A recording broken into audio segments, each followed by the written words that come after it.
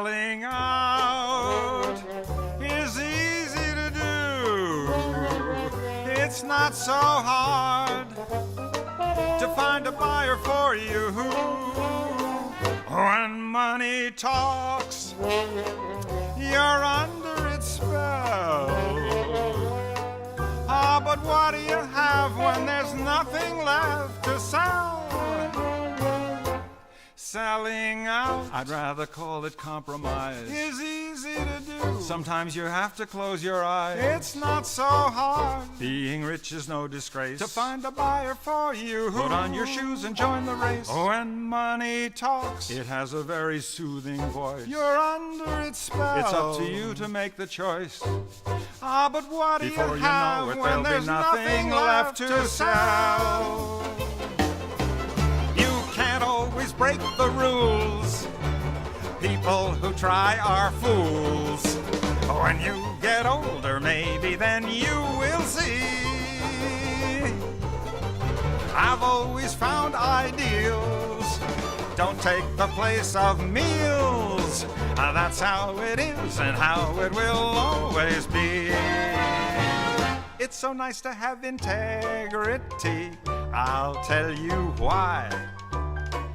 If you really have integrity, it means your price is very high. So remember when you start to preach and moralize that we all are in the game, and brother, its name is compromise. It's so nice to have integrity.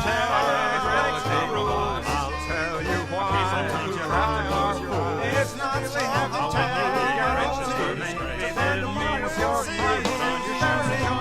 So remember when you start to preach, you're under its that we all are in the game, and there is nothing left to sell.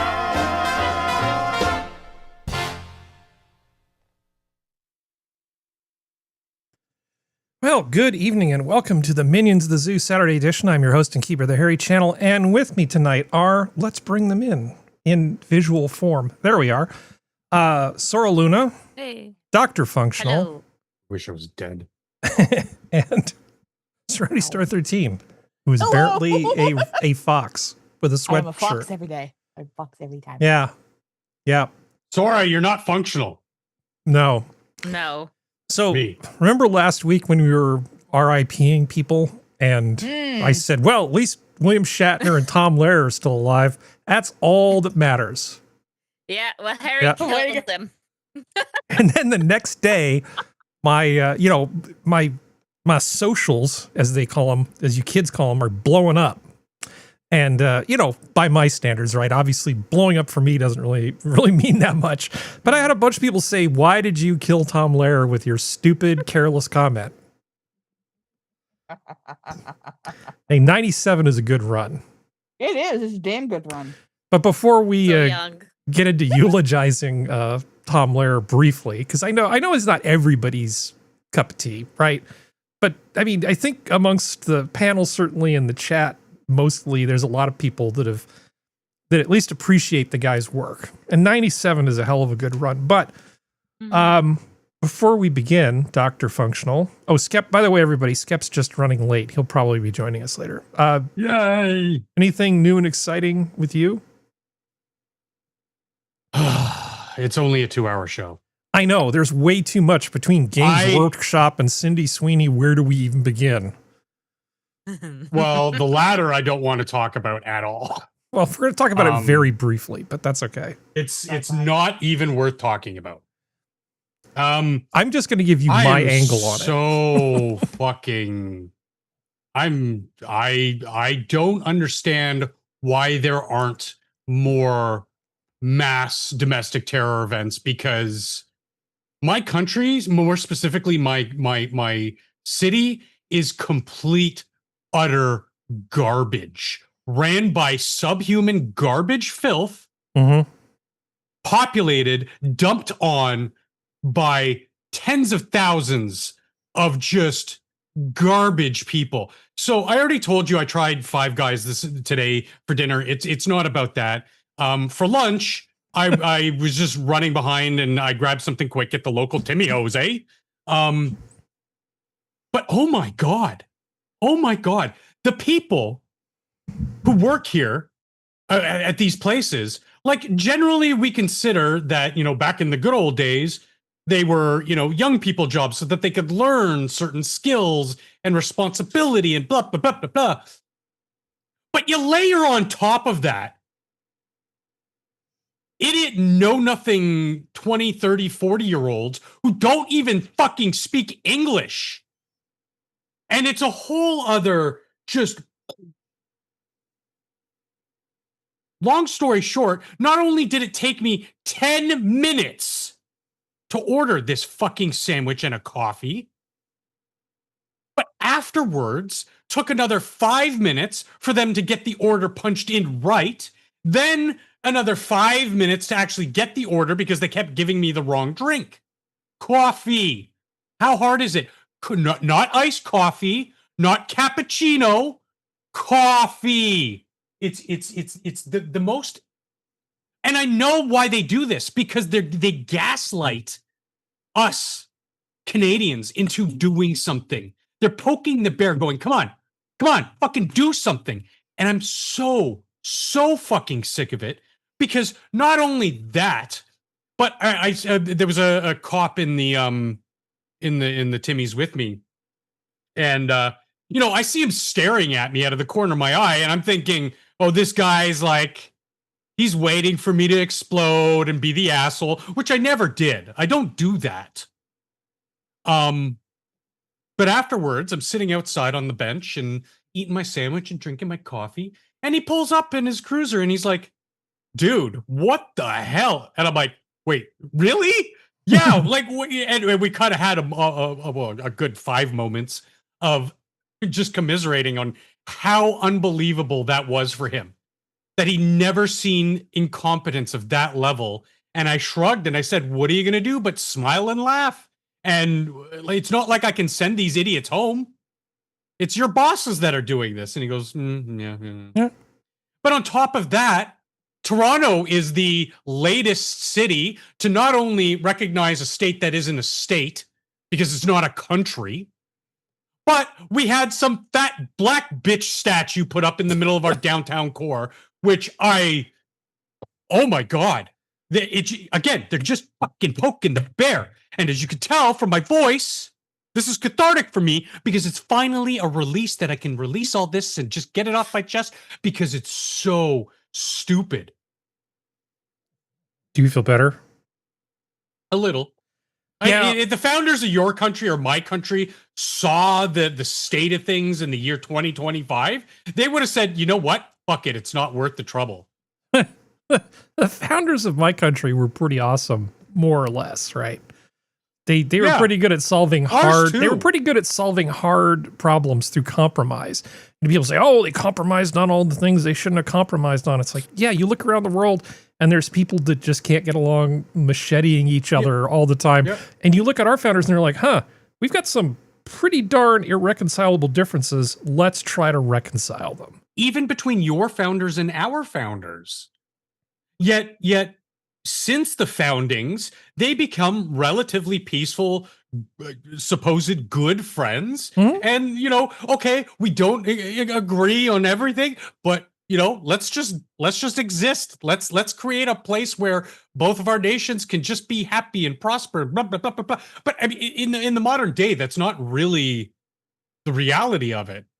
And, you know, it's such a shame, because these people, they saw the threats that we face today, and it's sort of like over the years, just broken telephone. People were like, who in the what now? Beware the what? I love the way you've taken a Tim Hortons customer service experience and extrapolated outward to the death of Western civilization. Well, I mean, they're all symptoms, right? Of the same, you know. They're all symptoms of feminism. Feminism is the root of all this evil. Okay. I have no comment about that. Well, not women. Women are awesome. Feminism is cancer. Hey, second degree feminists were Speaking fine. of women, Enjoyed them. Speaking of women, we've got two awesome women on this we're panel gonna pass that you the should throw talking. it to. We're gonna pass the talking stick to one of them. Which one of them should we hand the talking stick to? You know what? We had some Canada, so let's go with some good old West Virginia U.S. news. of A, the Kermit the Frog state. Okay, so that would be Serenity. Hi, Serenity. Hello. How are things in the great state of West Virginia? Good so far. We're still getting a bunch of rain. It's supposed to get hotter in August, but we're having a little bit of a cool down period right now. Yeah, the weather that I've been bragging about, the greatest summer I can remember, is going to come to an end. It's going to just be normal California summer starting next Tuesday. It's going to start getting hot inland and stuff. And oh my God, it's going to be in the 80s. Oh, I hate it so much.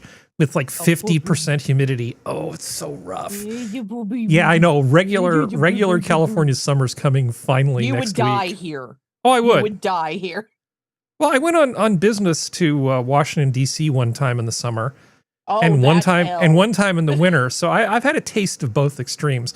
I gotta say, DC and Alexandria in particular, really pretty with just a little dusting of snow. If you don't think that that's a gorgeous city with just a little bit of snow on a nice peaceful winter night, you are dead inside. I mean, it's actually pretty great. They are very pretty, and plus it keeps the riffraff in because most of them can't handle snow. But yeah, snow's fine. But yeah, no. Right now we're 70 degrees where I am. Yeah, but 76% humidity. Yeah. So we're doing pretty good. We're gonna go back up to the 90s in about a week and a half. But everything considered, considering how in the past summers we've had temperatures without like the heat index getting involved, getting up into the hundreds, and we haven't even hit that yet. I think this is a very good summer. It's just the humidity's been high because we've gotten so much rain.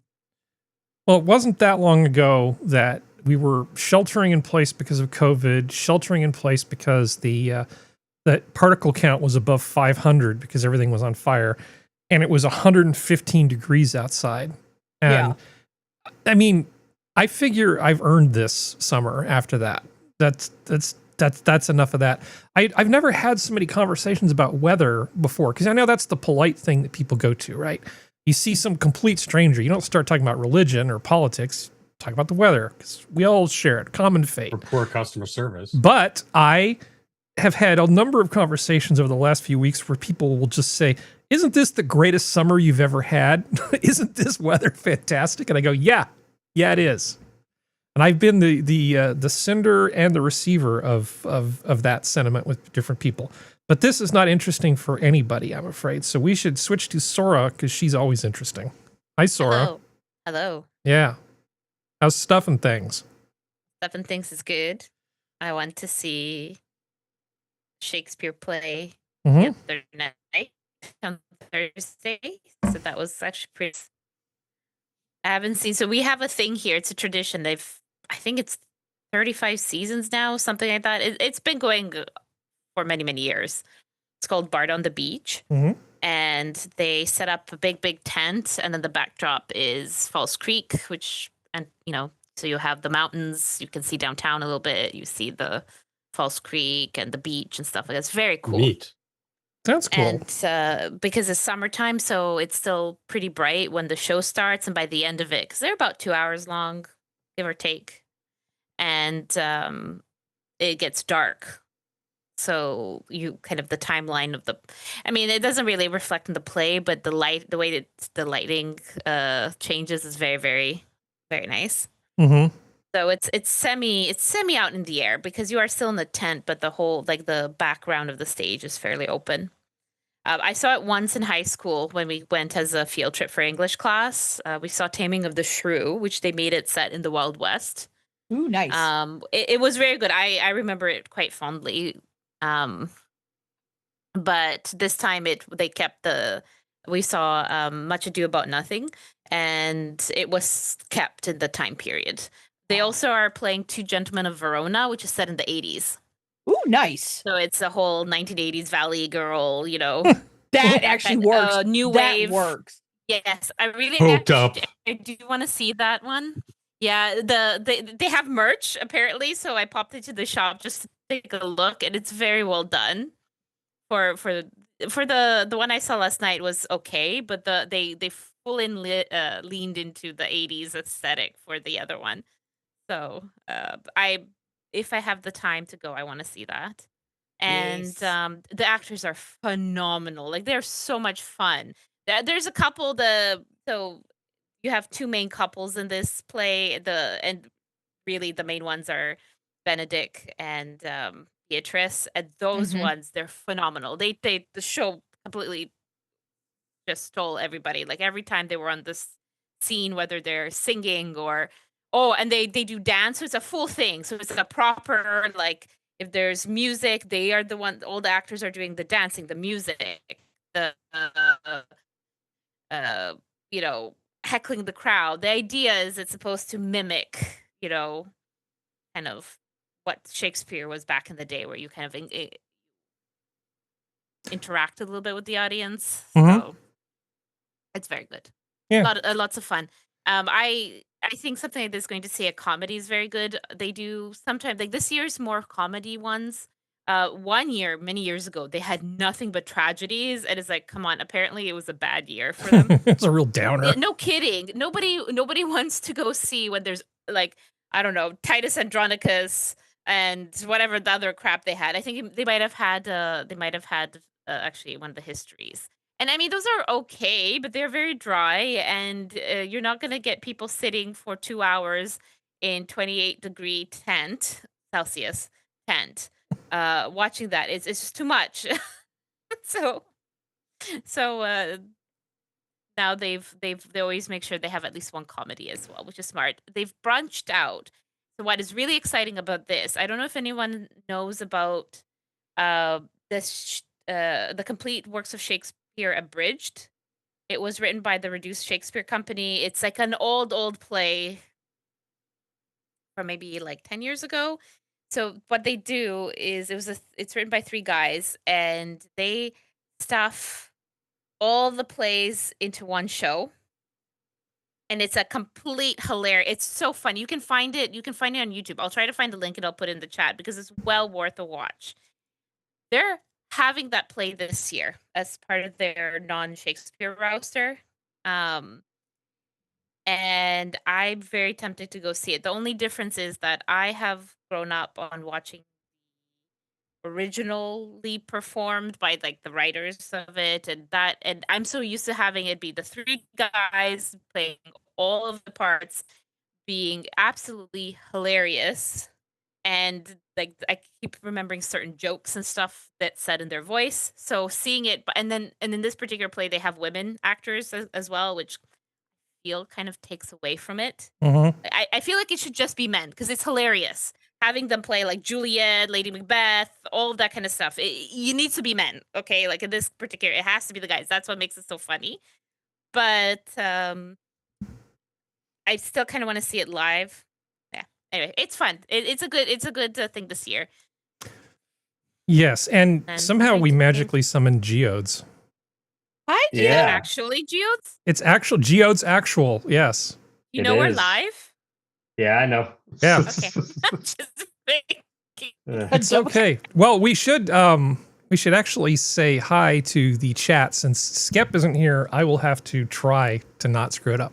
Okay, so let's see. We've got JB, and JB is saying many things in chat, which is good.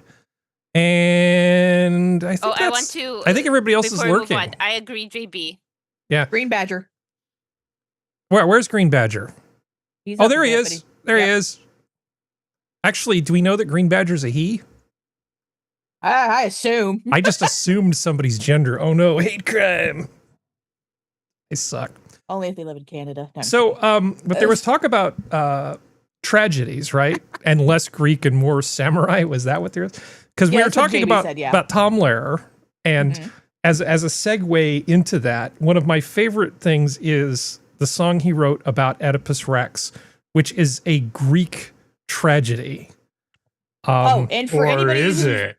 anybody who's lurking or in chat, Tom Lehrer is allowed to be played because he's opened all of his stuff to Creative Commons. Like, so this is not no one. If anyone gets copyright struck, someone's pulling BS. It's some extreme wankery is what it is, because it's all out there and available to use. So yeah. So I'm just making sure everybody in chat knows that, so we no one freaks out. yeah. So Oedipus Rex is a gosh, what is it? Is it Sophocles? Anyway, it's an old Greek tragedy about an ill-fated boy king who gets sort of abandoned, then comes back. You'll hear about it. I'm going to play the song. I'm going to play the song because it's one of my favorites here. Let's see, browser. One of the first, old classic tragedies I saw in high school. Yeah, it's pretty great. But this I think is probably one of his smartest, most clever things. Setting aside all the mathematics stuff because he's just showing off because he's a math guy, and that's easy. That's actually kind of like cheap. This is a very good song by him. From the Bible to the popular song, there's one theme that we find right along. Of all ideals they hail as good, the most sublime is motherhood. There was a man, though, who it seems once carried this ideal to extremes. He loved his mother and she loved him, and yet his story is rather grim.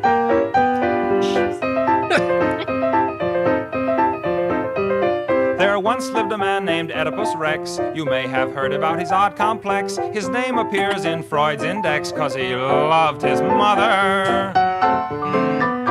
His rivals used to say quite a bit that as a monarch he was most unfit, but still in all they had to admit that he loved his mother. Yes, he loved his mother like no other. His daughter was his sister and his son was his brother. One thing on which you can depend is he sure knew who a boy's best friend is. When he found what he had done, he tore his eyes out one by one. A tragic end to a loyal son who loved his mother. So be sweet and kind to mother, now and then have a chat. Buy her candy or some flowers or a brand new hat.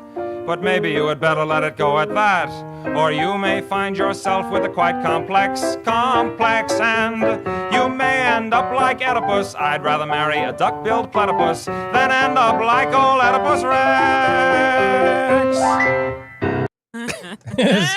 Just It's outstanding. Just outstanding. He was called Oedipus because he was born with like a swollen foot, and I think the oracles told they told the king that he was going to kill him later, so he banishes the child. I think I can't remember if he was supposed to be killed or just got banished instead. But he grows up, comes back, ends up killing his father, marrying his mother, then finds out that that's his mother, and then what was he pulled his eyes out, and the end, because it's a happy Greek tragedy. But it's such a pleasant little song for such a terrible, terrible story. And that's where the term Oedipus complex comes from. Good times. Good times. Sorry, I feel like I brought everybody down there, but at least I'm happy. No, that's great. I love it. So funny. It is good. And like many things, it teaches you that if you're the ruler of a country or a ruler of a place and you have an oracle tell you your child's going to kill you, don't let anybody else do the killing of the child. Just do it yourself. Because every single time they let someone else do it and mysteriously the kid lives and then he comes back and kills them. Let my people go. Think about Snow White. And the same thing happened in that cautionary tale. Either do it yourself or deal with the fate that has been handed to you. One of the Moses and Apocalypse and Superman. And I have to correct you, Harry. It's not an Oedipus complex. It's an Oedipal complex. Yes. You're right. Not to be confused with an edible complex, which is a totally different thing. No. Yeah. Blech. I've never used any of that crap. Not even once. Not even once. I'm completely THC free from stem to stern. Wait, what was that response for? I thought you were talking about something else. You clearly did. I don't know. Clearly, I don't know what. I don't know if I want to know what. I thought you were alluding to Oedipus having an Oedipal complex. Oh, God, no. Not pot. No. Yeah, either you were talking about like some Cronus level. Yeah, stuff, somebody's edible Edible Edible curious? complex. Oedipal curious? What is that? No. That's some that'd be Actually, some that's progressive Makes me feel better that postmodern I was not bullshit the is what only that would one. be. Yeah. I was not the only one in the group going, "Oh, Harry."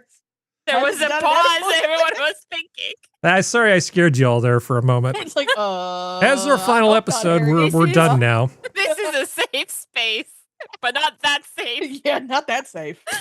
So I have noticed that occasionally I have to explain to people that I can't do things for them because I'm preparing the show or I need to do something for the show. And then every now and then I'll say this and they'll say, "Hey, can I listen to the show?" And I'll be like, "I really wish you wouldn't," because I don't like crossing the streams. It's like, Yeah. it's just I wish I could, but it's safer not as much to. as I'd love to have some more viewers. I mean, if that was a thing that was really motivated me, but yeah, it's one of those things. I kind of think I need to come up with some sort of euphemism and not tell people about it because it does feel a little like I'm dangling in front of like, there's this really cool thing, but you can't have any. See, you're working on a project. I mean, just Yeah, but it's gonna sound like a euphemism, like, oh, I've got to okay. got to organize my etchings. Harry, yeah. honey, I have to say this. There are certain times that you have certain tones, and Yeah. I think you do it unintentionally. Yeah. That makes it sound like you're talking about something else when you're not. As we just saw a few minutes ago with it. It's just that I'm shocked personally. No. The onus is on us for having Yeah. dirty minds, Serenity. That was a lot. Harry of is a dirty minds at the same sweet, time. innocent baby angel. Yep. Not really. I've Not mostly really. I've mostly come to the No. conclusion that as you get older, there's you can either try to be cool or you can try to be creepy, and you don't have to say a whole lot of things very many times to get labeled as creepy forever. It's No, like pee in no. a swimming Yeah. pool. So I try really, really hard not to be creepy around just sort of most people. I try to keep those thoughts just locked in my head. Might have a little giggle, and people say, "What are you thinking about?" My etchings. Just my etchings. It's fine. Anyways, though I digress. Hey, Geodes, Uh-oh. Yes. was there we anything go. you wanted Yay. to share before we got started? I had to jump on that Greek tragedy thing because I don't usually get segues from the chat. Oh no, I'm good. You're good. I'm, You're a content my- little dozer. Yeah, I'm content. Okay. I'm enjoying. I'm still stuck on the edibles joke. Okay, keep I going. was gonna say, Yeah. Gio, Okay. please, Yeah. you've been around me and Sora way too long. There's no way in hell your brain didn't go to the same spot ours did when he said that. I don't know There's what. no way in hell. Yeah. Okay, well, there's one more Tom Lehrer thing I do want to play for you because people forget that he went on to do other stuff for like kids and stuff. So I have just one little sample of one of the things he did for kids television. And maybe I'll have to be a little more careful about playing this one all the way through because I don't think this one's covered by the public domain thing. If it'll load. If it'll load. Who can turn a can into a cane? Who can turn a pan into a pane? It's not too hard to see, it's silent E. Who can See, it's just a happy little song for kids. He got, after doing the old Dope Peddler and all that old cynical stuff, he just started making happy little songs for kids to teach them how to spell. Yes, I like into this. a cape? Who can turn a tap into a tape? A little glob becomes a globe instantly if you just add silent E. I mean, he just went full wholesome on all of us. He's like, okay, enough of is this. lovely. Just like pure wholesomeness. It is really pretty great.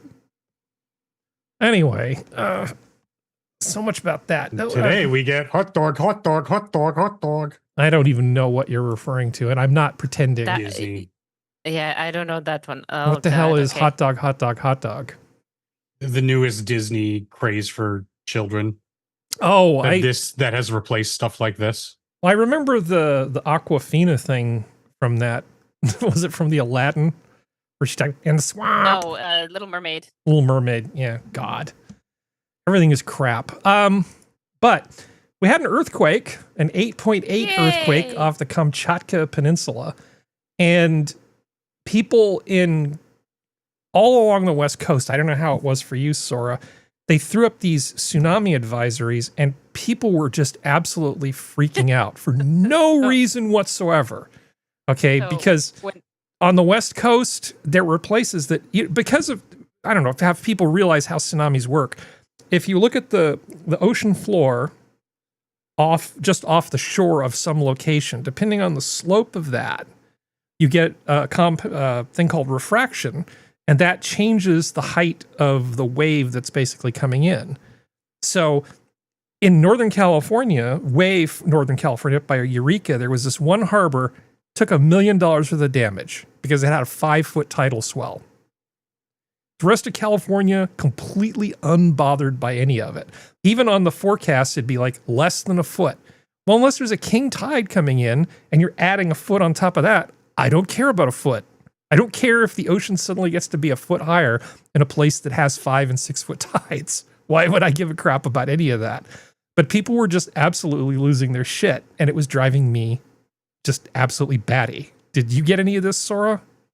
So, there was quite a bit of chit chat about it too. Usually, what happens here is we find out where's this supposed to hit? Oh, on the other side of Vancouver Island. Okay, so it's not important, and we go on with our day. Yeah. It's a bit mean, but the way I see it is like, well, I have Vancouver Island to buffer, so yeah. Yeah. So if you're in Russia near the thing, then it's like a big deal. Like Oh, this wow. is the suck. This is not good. But for us on the West Coast, nothing. It was nothing to get worried about. But people were just absolutely freaking out. Oh, it's because they don't want to be the next Texas with the flash flood warning. They don't want to be able to have people go and like make comments about it, which no one should be making comments about a natural disaster anyway, but that doesn't stop anybody on any side. But yeah, that's the reason why the flash floods in Texas, I think, scared the shit out of a lot of people. Yeah. Unduly so, because as someone who's grown up in a flash flood area, and I'm not belittling the deaths, I'm not talking about those kids, but it's like, it's something that when you grow up in a flash flood area, it's just, if it's a flash flood, you're screwed anyway. Like, to be completely honest, where am I going to go in West Virginia other than the top of a mountain? And like, so yeah, it's that kind of stuff where it's like, I think people are just afraid of being the net. I think we went through like a 5 or 6 year period where people were kind of oblivious to the fact that Mother Nature can kill. It was weird. Yeah, that's funny actually. But I think you're like giving Californians too much credit. I think a lot of them are intelligent enough to have that at least thought process a little bit, or at least have that paranoia process. Maybe not intelligence, but at least that paranoia. Well, But I'm it's- being partially oh no, sorry, continue. Well, it's just we weirdly, like, we did go through this time period where people forgot that Mother Nature can kill, and like people are just now coming back to the realization it can happen. And you have fear mongers who are on both sides who are manipulating the fear and using it for their own gains. And you have the stupid bill that just I think it got fully passed in Florida about chemtrails and stuff like What? that. Yeah, oh, don't get me started. Uh-huh. They're like, DeSantis passed a bill that was like, well, you can't mess, like, there has to be like, if a company is messing, air quotes, with the weather, they have to report it, or they have to give some kind of thing. And it's like, and you have all the stupid loopy conservatives going, yeah, exactly, they've been messing with our weather for years. And I'm sitting there going, no, he did that to placate you, you morons. Yeah, because that's not Dr. what's Functional. happening. Huh? Isn't it your people that are commonly accused of such a thing? What? Isn't that one of those weird smears that What do you people mean, make? you people? People make about Jewish people in general. Isn't that one of those things people claim that Jewish people control the weather? Oh yeah. I have Yeah. no idea what you're talking about. You didn't know about that? Serenity, he knows too much. You should I have know, read. we have to take him out now. We have to take him out Dude, now. you got to read the entire brochure. Fire up the space Oh, boy. lasers!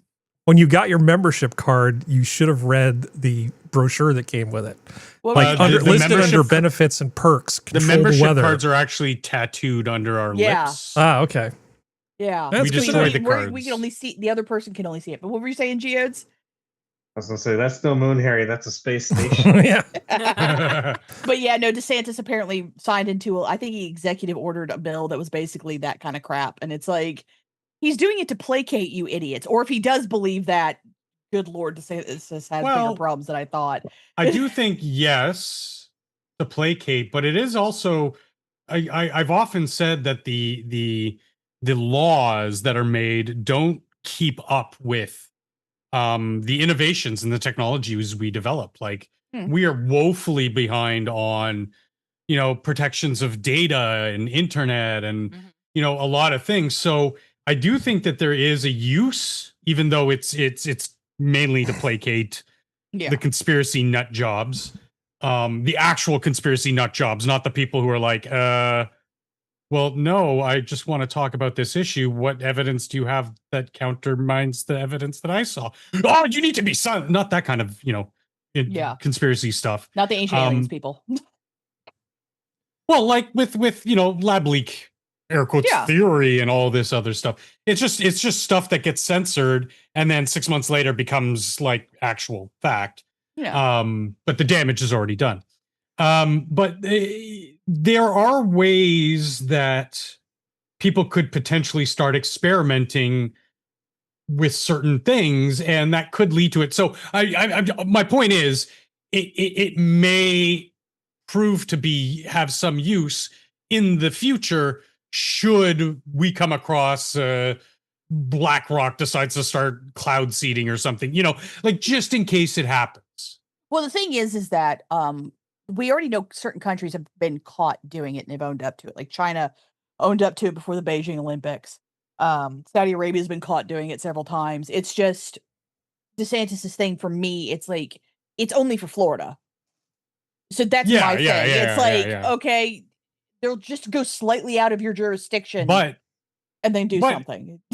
Unfortunately, this is how the law kind of works, especially in the United States, that once that precedent is set somewhere like that, say your governor can then say, well, you know what? Using that as precedent, I'm going to develop a similar law, and then multiple other states can sort of jump, and then it gets run up the flagpole to, okay, well, 30 some odd states have already signed on to something like this.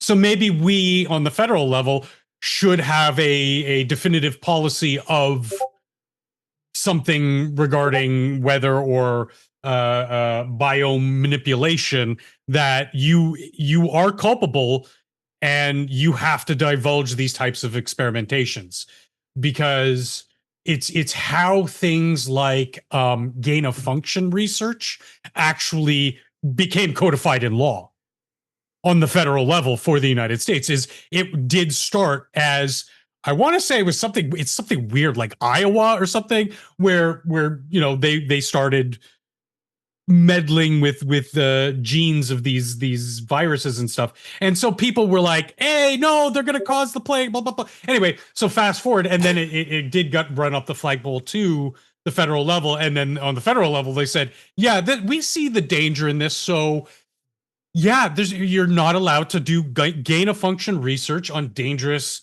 viruses and bacterium on United States soil. Done.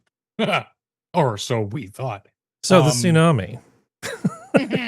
Back to the tsunami. Back to the tsunami briefly. I have one more thing I just want to share with you. And I keep telling people that you guys should listen to Adam Carolla because in a lot of ways he's the voice of reason. I do. I have to put him on like 1.25 speed. Yeah. Understood. He's getting a little slow in his older age. No, he's just chewing up time. He has like so much time he has to fill. I got to put that on faster speed because it's like, get to the point, man. I'm just going to play the very beginning of this because this happened after I found this after I had already decided that this was going to be something in the show because I was getting so sick and tired of people just losing their shit over a less than 1 foot tide adjustment. Girlfriend, I live in Mount. Whiny bitches. Girlfriend's phone starts blowing up at 6 o'clock. Are you okay? Are you okay? Women have a scare network where they just, what they do is they spread out all over the country. You get one in Austin, you get one in New York, you get one in Detroit, and then they all hear about something that's taking place in California. Yeah. Like if there was a shooting at Knott's Berry Farm, she'd get 8 tests. Were you at Knott's Berry Farm? Are you okay? Yeah. Right. That's not, that God doesn't forbid they check in. God. Yeah, I know. Long, stupid. long story short, she's insisting they pack bags and move to high ground, and he's like, no. But he did introduce some humility into it. And he said, yeah, I was wrong about the fire thing. She said, let's get the hell out. And I was like, yeah, nothing's going to happen. It'll be fine. But that was just that one thing. Oh yeah, that one thing that could have caused them a lot of damage. But trouble is, when it comes to being right by that, when it comes to being careful, you only have to be wrong once. yeah, that's the thing. Yeah, It's like I get where you're coming from, Adam. Like I do, because I like I said, I'm from West Virginia. This is the land of the flash flooding, and I get it. But at the same time, it's like that maternal instinct at some level, whether you are ever going to have kids or not, is there for a reason. And if that starts pinging, you may want to listen to it. Okay, so I'm going to annoy you slightly and actually talk about this Sydney Sweeney thing. And I'm just going to give you, I'm just going to grab a little tiny piece of it. Okay. Yeah. Don't die, Dr. Functional. Okay. So we don't even need to play all of the people losing their shit about this thing. But, it's so funny. It's so now funny. I heard about this ad, and of course the first thing that pops into my mind is, because I'm old, is back in the 1980s they had jeans ads with Brooke Shields. 15 years old, going. I feel like me and my cloud. I feel like it's deja vu all over again, because I mean, I've already lived through this. Why are you upset? The secret of life lies hidden in the genetic code. Genes are fundamental in determining the characteristics of an individual and passing on these characteristics to succeeding generations. Occasionally, certain conditions She's not even joking about genes. She's talking about genetics at this point. produce a structural change in the gene, which will bring about the process of evolution. This may occur in one or more of the following ways. Firstly, by selective mating, in which a single gene type proves superior in transmitting. You get the general idea. Well, first of all, Brooke Shields is a smart cookie, okay? So it doesn't seem weird her saying something like this. If you had Sydney Sweeney reading this off, it would feel kind of bizarre. I don't think she's dumb by any stretch of the imagination, but I don't think she's Princeton smart like honey, she was 15 during that commercial. Yeah. And she went to, when did she end up going to Princeton? It wasn't too long after that. Or am I getting her confused with that annoying woman from Star Wars? I think you're getting her confused with the annoying woman. She didn't go to Princeton. No. Which one did she go to? She went somewhere. No, she went to Princeton. Oh, she did? Okay, so I got that right. Okay. Yeah, but she was still 15. I know. She went in 83, so she was 18. They didn't cast her because she was a smarty pants for this. Yeah. No. My point. Roll around. No. She had to be pretty first, but you needed somebody who was pretty, and it didn't seem incongruous for them to be talking about this. I actually find somebody like Brooke Shields talking about genetics to be, yeah, okay, sure, I could believe this. I wouldn't believe these coming out of Sydney Sweeney's mouth, though. That's because you have the future knowledge that she will go to Princeton. Well, at the time, nobody did. What did she do at 15? Yeah. I'm not saying that maybe she was great, but I'm saying what in the limelight did she say at 15 that made people say, oh, yeah, she's very smart. I want to listen to her. Instead of, wasn't she on the island? She was, she was that. She was also did a nude scene, I think, when she was a teenager, not 18, younger than that. Well, we could debate who had the worst stage mom, whether it was Natalie Wood or no, I'm not talking about stage moms. I'm talking about your reasoning here. It's flawed because you have this idea of her saying, "Oh, she's smart. She was this. It's fine. I believe her more." But like Serenity says, but the reality is no. She was much younger in this ad. She's obviously, this is fully sex appeal. And of a 15-year-old. On a 15-year-old and being weirdly abusive because of the way of her past stuff. So the one with Sydney Sweeney, she's She's an She's a adult. full-grown I guess. adult. She is an She adult. was- She is an adult, and I have no problem with Sydney Sweeney's ad either. That the point being that I'm actually not trying to tear down Sydney Sweeney. I'm just trying to sort of recognize that Brooke Shields, in addition to being like a successful actress and fashion model, is actually a smart cookie. That's just an aside. Doesn't really matter that much. Well, no, but I think it's also because of her. But she'd been diction interviewed and her line delivery. No, but she'd been interviewed and done things, and there was always Entertainment Tonight and stuff. She wasn't an unknown quantity at all. She was actually very well known and out in the public eye, not just on screen but off screen. I want to say that I had some knowledge of her at the time. This isn't totally in retrospect. She was a very well known person because a lot of the roles she was in were really controversial for the reasons you were talking about. Mm-hmm. And if you want to get into the child abuse side of this, the pictures of her that disturb me are her hanging out with people at Studio 54, not this ad. This ad doesn't particularly bother me. Her hanging out with a bunch of frankly rich degenerates at Studio 54 when she was even younger than this. Now that really... The Epstein Island of its time. Yeah, that really gets me upset. But I don't want to turn this into Harry virtue signaling about stuff. Just that with the jeans thing, I feel like we've been there, we've done that. And I don't understand what the whole big deal is. These people just have to have it always be about them. They're just looking for shit to complain about. I think it's because of this. My jeans are blue or something. Mm-hmm. And it just because they picked a blue-eyed, white, American, blonde. I think she's a brunette. No, well, Sydney Sweeney is a blonde right now. By some definitions of blonde, yeah. Yeah, she dyes her hair. That doesn't change your genetics. Right. She appears blonde. That's what we're getting at. Yeah. And you would see the Beyonce ad and you wouldn't say, "Oh, Beyonce's a blonde." You would say something to the effect of she dyed her hair, she's got blonde hair now or something like that. It's inconsequential. Yes, it is a callback, a recycling of the format, but that's what advertising is nowadays. It is just another technique, one of the most successful techniques to drum up outrage as opposed to interest in the product. And that's why I said initially I didn't want to talk about it, because it's just talking about it, you're playing right into the advertising. You become part of the advertising, and I don't like that. I think that most people, not saying anybody here, but I'm just saying in general, humanity, most people are too stupid to realize that they're being advertised to. They become part of it and they give it even more power, and it is the most destructive and insidious forms of advertising. Mm-hmm.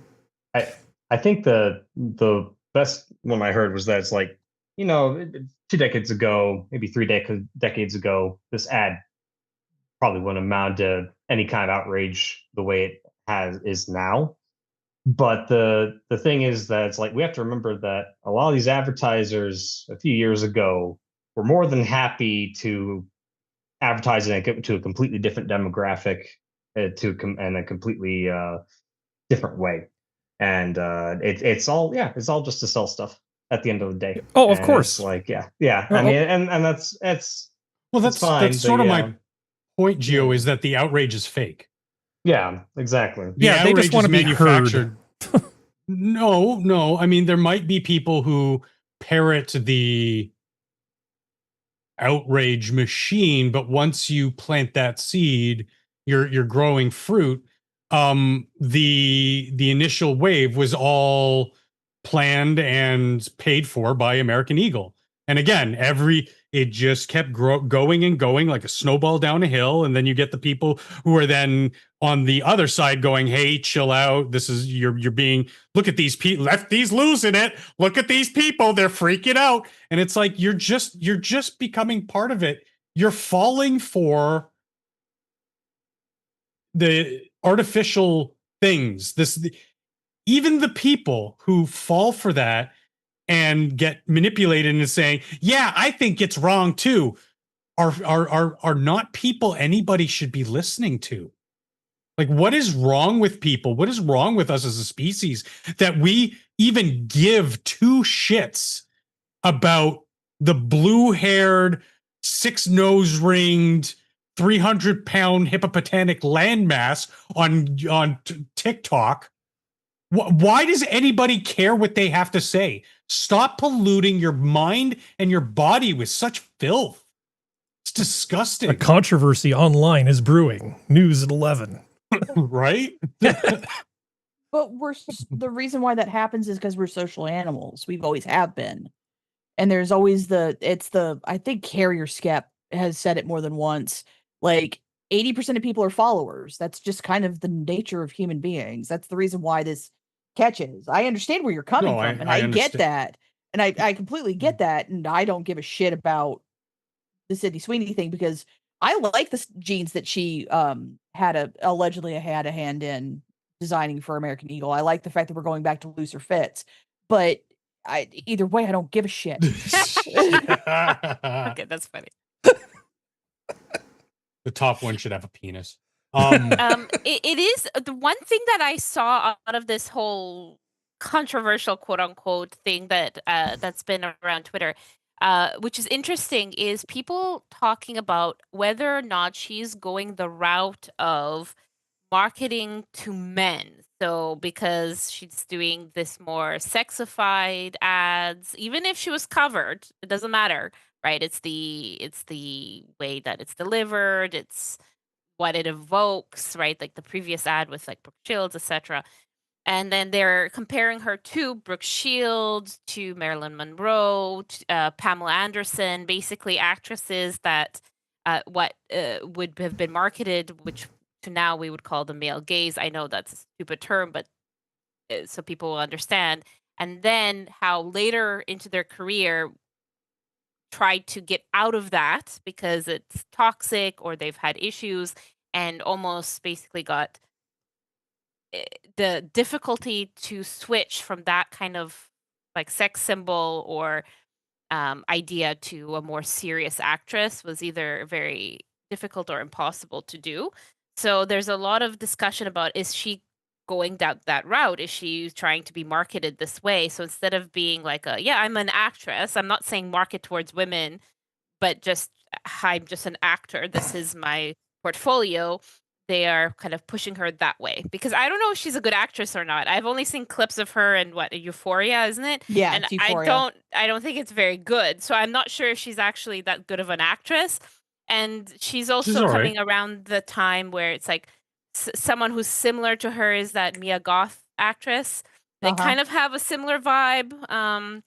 So it's that kind of thing where, okay, maybe she, in all the meetings that they are being like compared, it's like, okay, we have to differentiate you to sell you to the public somehow. Okay, well, Mia Goth is doing indie horror and weird stuff like that. Let's put you make romantic you a spokesmodel. Spokesmodel, yeah.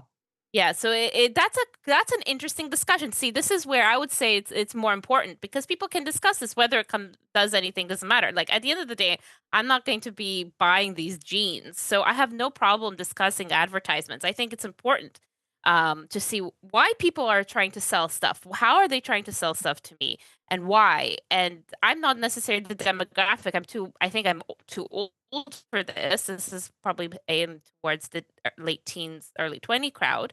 So I think it's interesting to see the other discussions around it, not just the not air quotes eugenics bullcrap that everyone keeps trying to act like it is. I think I have an answer to some of your queries that you just sort of made out to the universe. I know they were semi-rhetorical, but I think in the case of the Brooke Shields ad, you have to keep a couple things in mind back in the 80s.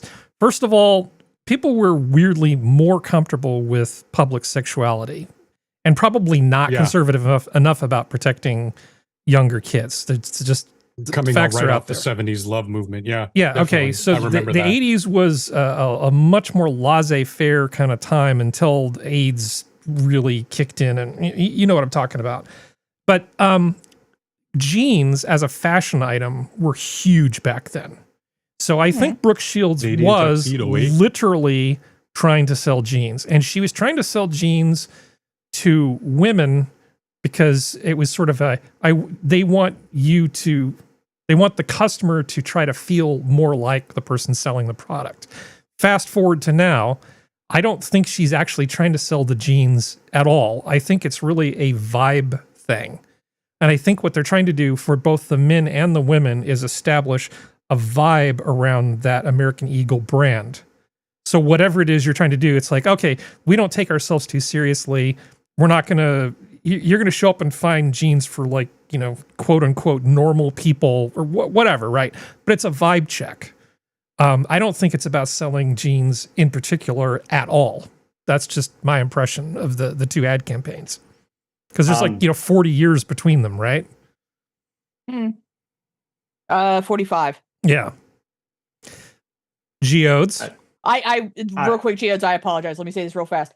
I think the best thing American Eagle could do is have Brooke Shields show up in an ad with Sydney Sweeney. That would be me. Continue, Geodes. I apologize. No, you're fine. I was just going to say, men are simple creatures, and it's one of those things where the guys are going to talk about her, whether it's, we'll say, eugenics, or whether your people are trying to say how attractive she is or whatever. The big thing though is that the guys talk about, and then women who maybe they're interested in guys, or maybe they're interested in being noticed, are going to take notice of that too, and some of them are going to want to buy jeans. It's still good marketing. It's just one of those things where it is appealing exactly to social media. And I'll give you a little bit of inside baseball, Geodes. We are very simple creatures, men. We're so simple, in fact, it is almost impossible to advertise to men. And one of the golden rules of advertising to men is advertise to women. I'm not joking at all. So what does that mean? That means you either get the women around the men, like in their orbits, their social circles, to want to be advertised to that product, or you just put the women that the men would want next to that product. Like you see, at car shows and stuff, you have the models and that kind of stuff. Or you basically say to women, hey, Axe body spray, Old Spice, whatever, smells really good, right? And then you see the effect. The men are then advertised to indirectly via the women. It's such a crazy phenomenon. I constantly rag on feminism and that kind of stuff a lot, but I mean, this is the problem with men, is that we are such simple creatures that sometimes it almost seems like we're just stupid. Like it's just, as a gender, we're just like so simple on the intellect level, which no, it's not that. It's just, you don't need to gussy things up for us. Give us something clean and fresh and utilitarian, and hey, that's an awesome wrench. I know. It's just like the same wrench my great-grandfather had, but it's new. Mm-hmm. We also did the hyper-focus, but yeah. Yeah. All right, so shall we move forward? Yeah. Advance the program counter? Okay. Sex sells. It does. I mean, I almost feel like I feel like you're trying to bait me into defending men right now, because we are simple creatures, but the things we're simple about are all pretty darn important. We're simple creatures about important things. I like to think that our signal to noise ratio about what matters is fairly low sometimes. Well, that's again why it's been so hard to advertise to us directly, is because it's like, oh, we got this new thing and it's got frills, and it's like a guy will look at it and be like, I don't need a wrench with frills. Yeah. What's wrong with my grandfather's wrench? It's great. Well, nothing, but you need your own wrench. Okay, now you got me. Yeah. Now you got me. Great wrench. All right, so let's see. What was the next thing we were going to talk about? Everybody needs a wrench. I don't want to talk about. Oh, well, we can make fun of this very briefly, because why not? U.S. startup claims it can make gold using fusion technology. Well, I have this filed under just because you can, ... This is just why? This is stupid. This is not a cost-effective way to do anything. Yes, you can. You can make other elements into gold. You're not going to make money doing this, though. Yeah. You know, like... Yeah. I don't know. Sorry, I was hiccuping. I wasn't trying to interrupt. I was trying not to hiccup into the mic. Yeah. For example, it somehow is like we need more funding, or our funding is expiring, running out. Look what we can do! Yay, gold! hey, as long as they're getting the money from like Saudi Arabia or China, who are stupid enough to believe it, I don't care. Okay, so here's their rationalization. The Californian startup company Marathon Fusion has proposed a very different approach to use the radioactivity from neutron particles in a nuclear fusion reactor to transform one form of mercury into another called mercury-197. This then decays into a stable form of gold, gold-197. This process of particle decay is where I don't care. This is not, you're not going to make money doing this. This is dumb. You might as well just tell me you've got an engine that runs on water. It's just, no, this isn't going to happen. Stop wasting my time. Have you heard of the Federal Reserve? Oh, yeah, fiat currency. Yeah. Well, my point is, like, you're just going to even if they did do this and create more, it's not helping anything because it's actually going to harm, because there is a finite amount of gold, and you're just going to pollute the gold market. Even again, I know it's what 9 picograms or whatever that they managed to create. It's not feasible. It's not the amount of money that would go sunk into this will not pay out in the amount of gold you could create. A and B, the amount of gold that you would throw into the world, it would devalue. Well, take the money that you're going to use to do this. Then hire some people to go to old gold mines that have closed down, find the big pile of tailings that are left over, and then use a chemical process that's more modern to extract the minute amount of gold that's in the tailings from the mine.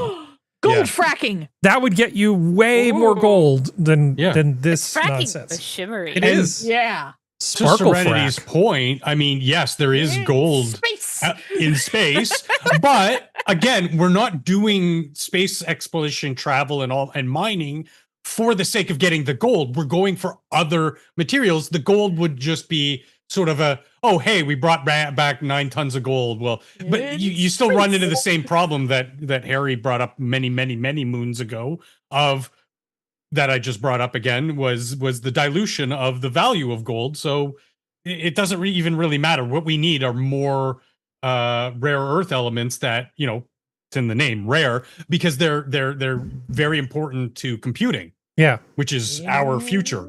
So if you had the ability to teleport to an alternate dimension where gold was much more plentiful and cheaper, and you could take that gold and bring it back in very small amounts so as not to flood the market, you would be a very happy man. But if you're going to bring down $1 quintillion worth of gold, it isn't going to be worth $1 quintillion for very long. So depends. If you can convince China that it's worth that much money and get the money before they realize it's wrong, you could do it.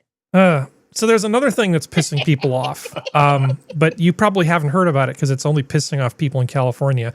This is causing some people to really get annoyed. So the president of In-N-Out Burger, she's the sole owner, has decided that she is going to take their headquarters and herself and move it to Tennessee. Damn right. And when asked about why she's gonna do this, she said because she wants her staff to have the opportunity to raise their families in a place that's a lot easier to raise your families in California. Now maybe the part she's not saying out loud, and I can't read her mind, but I suspect that it also has something to do with she knows that when Gavin Newsom is gone, somebody way worse is going to take over. Oh yeah. And when they do, they're probably going to want to start wealth taxing people who have money. So why wouldn't she take herself out of harm's way and be in Tennessee when that kicks in, so that some crazy progressive doesn't take 1% of her net worth every year? Because something like that could happen. She should just. If I was her, I would leave too. They're not pulling the company out of California. In fact, they're building a new headquarters in Tennessee, and they're going to be expanding through Tennessee. You're welcome, Kefki. Fun fact too, that the Arrow logo is actually the plane flight route that they took to get to Tennessee. Behind them. Yeah, There you go. Yeah, she has to make a turn at Albuquerque. there you go. Anyway, there are a number of people that I that are hope pissed is off. just gonna.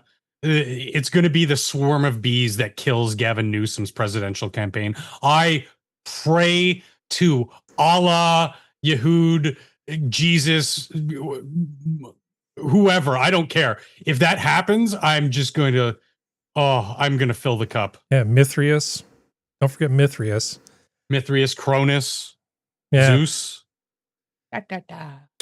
Yeah. No, she was in a podcast and did like a full like on camera interview about it, Yep. which I loved because it's one of those things where it's kind of like people can't go, well, maybe she was taken out of context. No, she blatantly says it.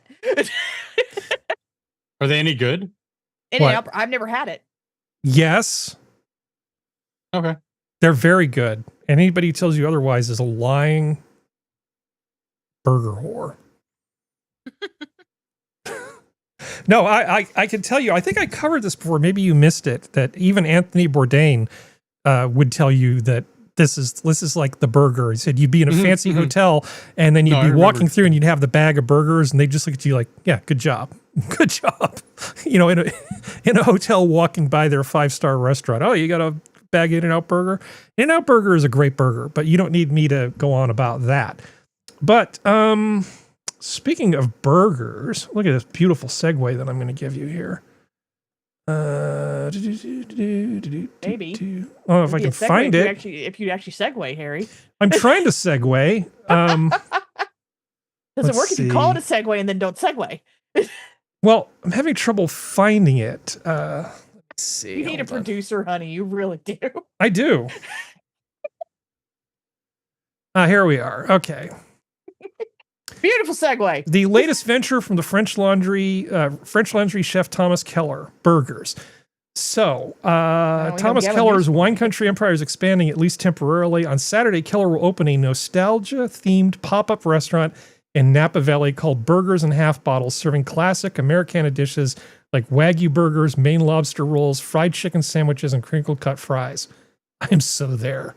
Located in Keller's former Mexican spot La Calenda in Yountville, which closed last November, the pop-up will run through October, according to a press release.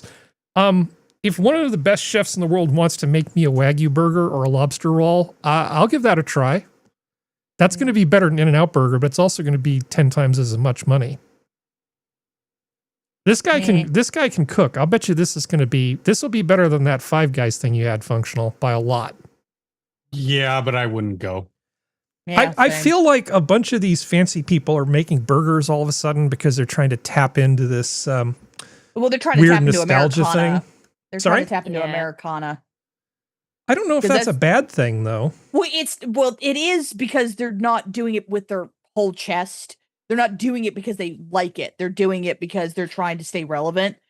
And that's where I have problems with it. And put your own spin on it. Yeah, Wagyu that is one. not American. Yeah, it's not. Besides most Actually, well, the thing is that technically the classification of Wagyu and Kobe beef and all that kind of crap, it has to be Japanese, and the Japan doesn't have a full trade with Kobe beef here to the United States, so it's not even Wagyu. It's American version of Wagyu, but it's not what people think Wagyu actually is from Japan. So that's Well, you can there's have that. Wagyu cows here on American soil. I don't consider that Wagyu beef. Yeah, same. No, I'm right there with you. I know, because you know about these things. It's just like, it kind of just irks me when they go, yeah, this is Wagyu beef. Okay, is it actually from Japan, Yeah, or is it from a Wagyu cow? Do we get the creepy nose fingerprint from the cow that they do in this freaking restaurant Yeah, in Japan yeah. to show that it Oh, was and the other thing too, Serenity, like, I mean, the price difference is negligible. So Yeah. they're charging the price for the actual authentic thing, but they're just scamming you. Yep. It makes oh, okay. So the thing, okay, I need to supply some more context. So Yountville and all this Sonoma stuff is full of, multi-Michelin star restaurants and all this other sort of thing. And but you're there's ruining but it by like putting real an avocado people on it. real people actually have to live there and work there, and people drive through there and want to get food that doesn't cost $250 for a like a 14-course tasting or whatever, right? So they want to have real food. So you can go to like a gas station quickie mart and get a really good sandwich for $10 up there. All the food up in that area is really, really good. So this is a place that I actually like called GOTS, and it started up in Napa Valley. And the whole thing is, let's serve good versions of classic food to people who don't want to go spend $250 at one of these fancy places like the French Laundry. But how much is it? $200. Yeah. It's not that much. Let me see. Menus. Well, the thing is, like, it's California, so I understand there's going to be a price Yeah. differential between us and West. I get that, but there's a price differential that only so much I can handle. Yeah, I understand. They're not going to see. tell you the price, Harry. They're not No, gonna they tell don't you. have the prices right here, but I can tell you it's going to be sort of like not that much more than the Five Guys that you just paid for. No, that was Well, functional, that's not because me. I'm in Canada and it's retardedly expensive. Yeah. It's well- GOTS roadside, right? GOTS roadside, yeah. Because Ah. I mean, because I've told you guys, I mean, that's I not like bad. food. There's Not a bad. handful of things in life that I like. Mhm. Okay. And good food is one of the things that I really enjoy. So It's a place like it- GOTS is fantastic. It's actually not bad. Yeah. Their double cheeseburger is $13.99, but it's a double cheeseburger and a toasted egg, and it's an egg bun. So it's not bad. Their prices are not too bad. I'm on Yelp. Yeah. Looking at Their the prices. their I ahi mean, that's tuna burger basically is also what great Five too. Guys cost me here, but again, that's Yeah. Canadian dollars. Way Yeah, better but- than Five Guys.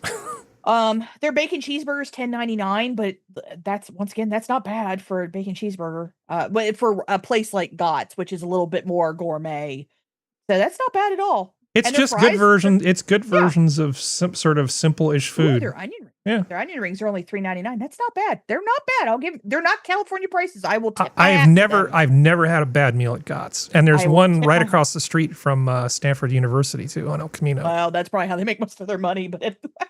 Actually, Palo Alto is kind of a great town. I think you guys would really enjoy Palo Alto just as a drive-through kind of thing.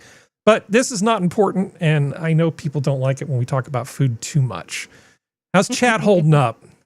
JB's a little tired. He's going to go make an egg and crash out, and Well, that sounds like a great Lurk. plan. he's going to lurk. Fried eggs are fantastic. Enjoy your fried egg. That's Yes. delicious.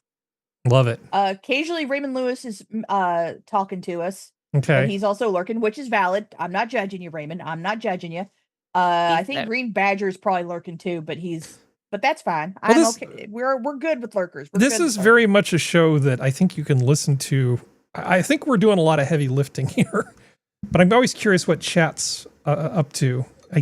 I've got a 4K monitor that's 32 inches across, and I've got every single thing up here all overlapping with something else. I can't get to anything without going through something else. I need to fire up a second monitor for this show, or get an engineer, Yeah. or both. Okay, let's see. I think both is probably your safest bet. there, Thomas buddy. Keller. I really admire Thomas Keller, by the way. He's an incredibly skilled individual. Let's see. Here's a video talking about how power generation works, but we'll skip that for now. We'll skip Reed Hoffman because Skep will be sad if he doesn't get to talk about this one.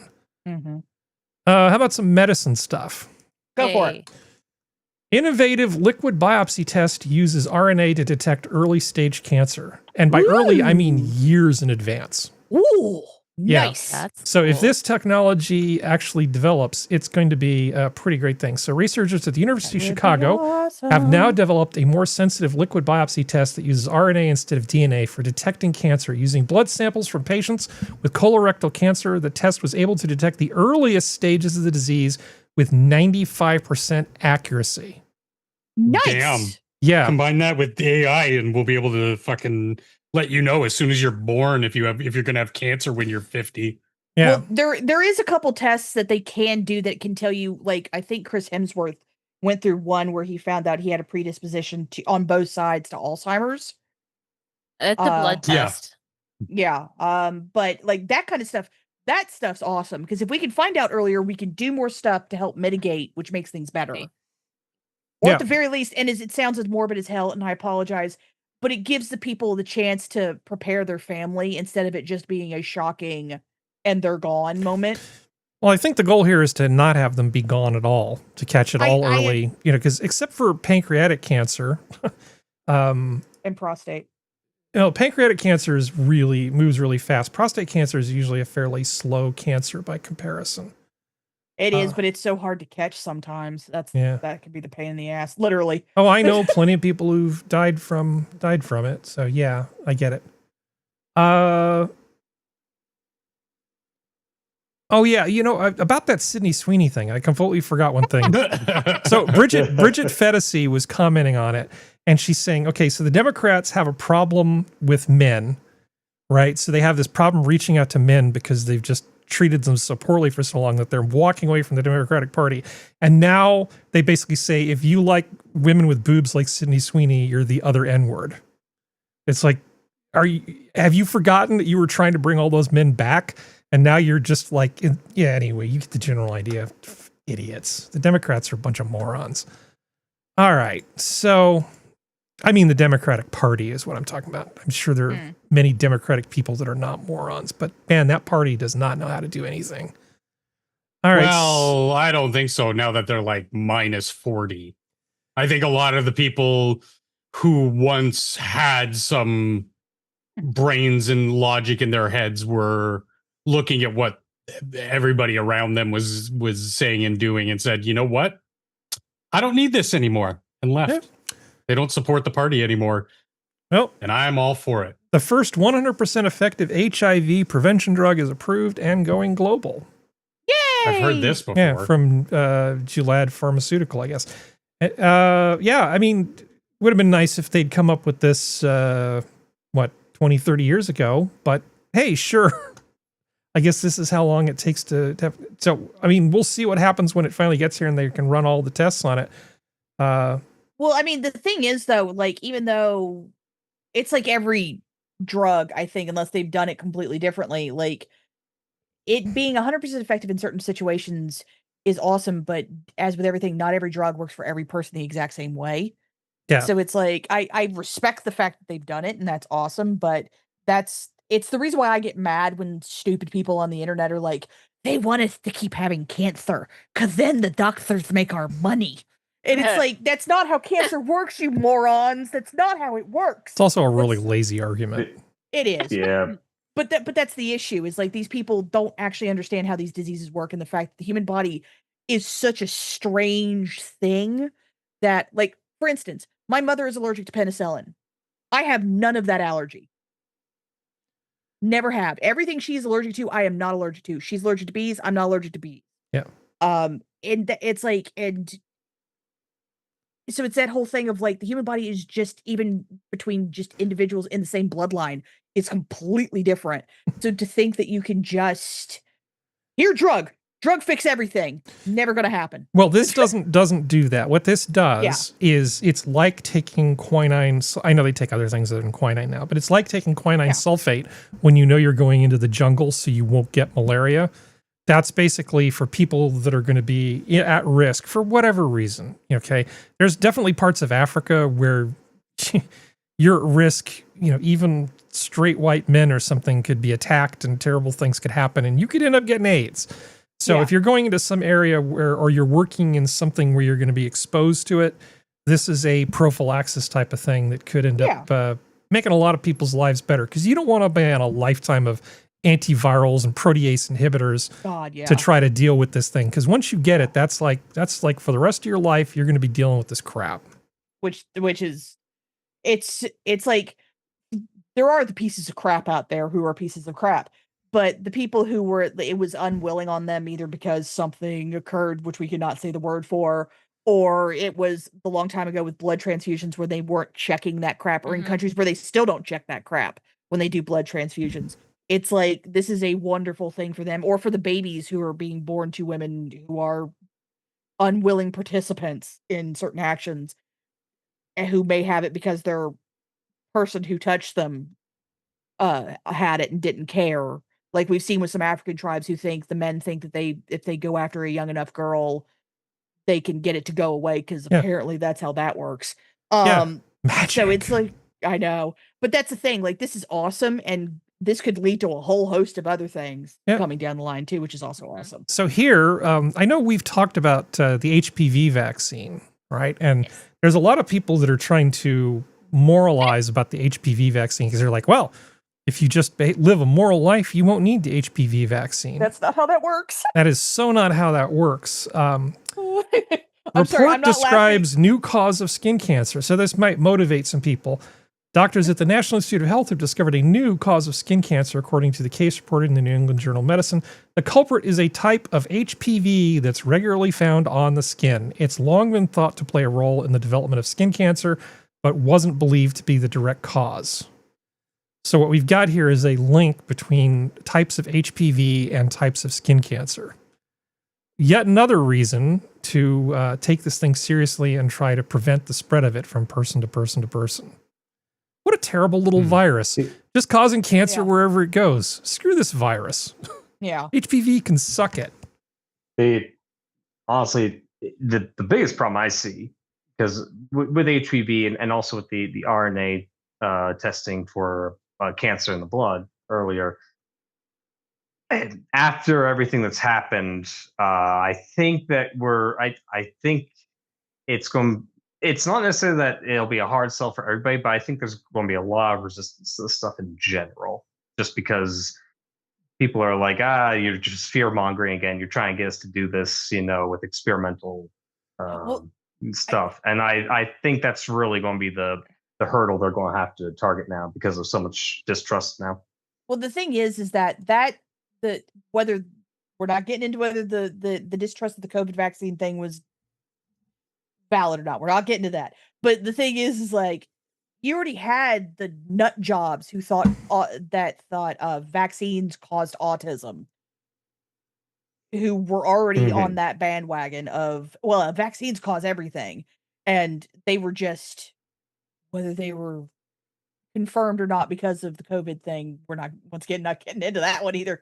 But it's that thing of like, that stuff's been going on for a while. The people who are going to distrust are going to distrust. And that's it. If that makes them not seek treatment, as long as they are of sound mind and body and mentally capable and no one's tying them down to stop them from getting it, they are an adult human. They're allowed to do what they want to do. And especially with cancer, hopefully we don't find out that you can pass cancer to each other through touching, because hopefully that never gets found out. Well, but it's speaking of burgers and stuff. Oh, sorry, Geodes, did you have more? I was just going to say it's also due to the nature of what it is, because a certain Fauci character was kind of related to both. But that's the thing. I'm still pissed off about the Beagles. I got to tell you that's kind of disturbing. Some of the shit that little doom troll was doing that people don't talk about almost bothers me more. But other than almost collapsing the world. Okay, so did you guys hear about the Tesla diner? Yeah, oh God. Okay, so basically Elon and Tesla opened like this fancy diner thing, which is surrounded by superchargers. So the general idea is you can roll up to this Tesla thing, you can charge your supercharger, and from your car, when you're on your way there, you can actually order the food that they will bring out to you.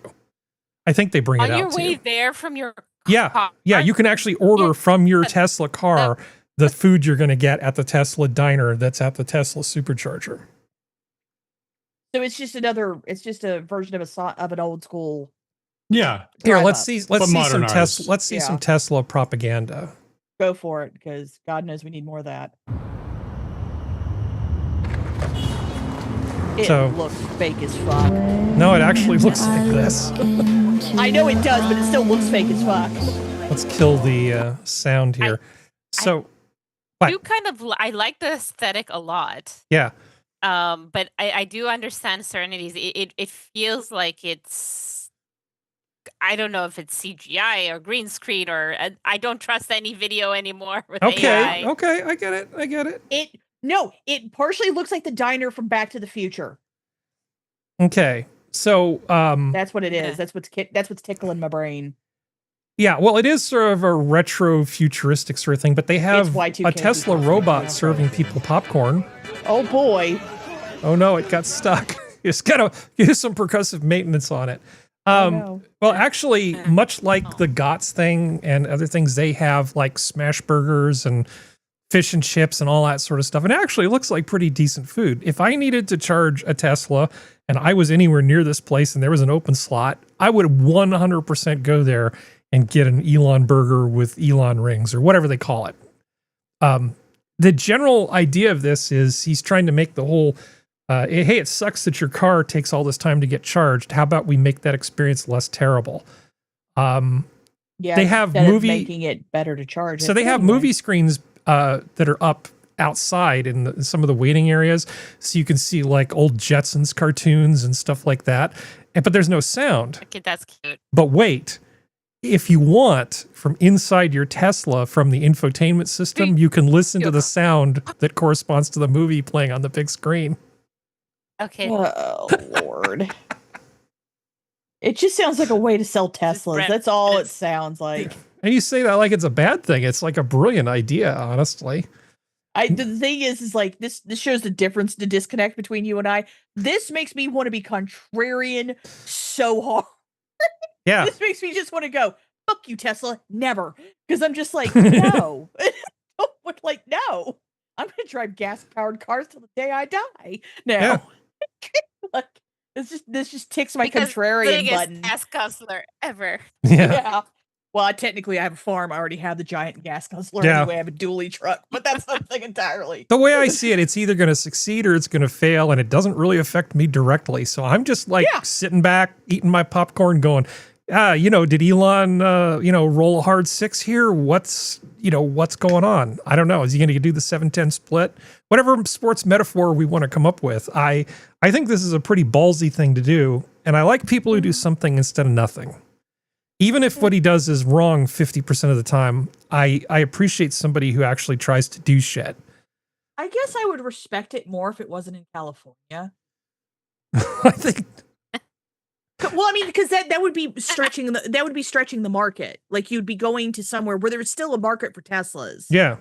But you'd go somewhere that isn't stereotypically, Tesla land, which is what everybody thought until Elon sided with Trump, and then everybody hated him.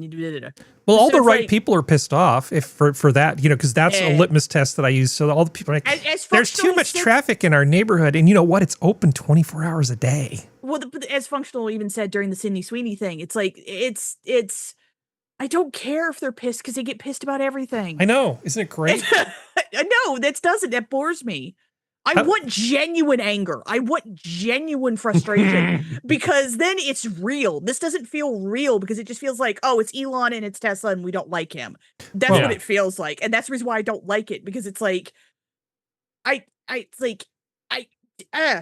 want genuine anger, not performative anger for TikTok. Okay. I want genuine.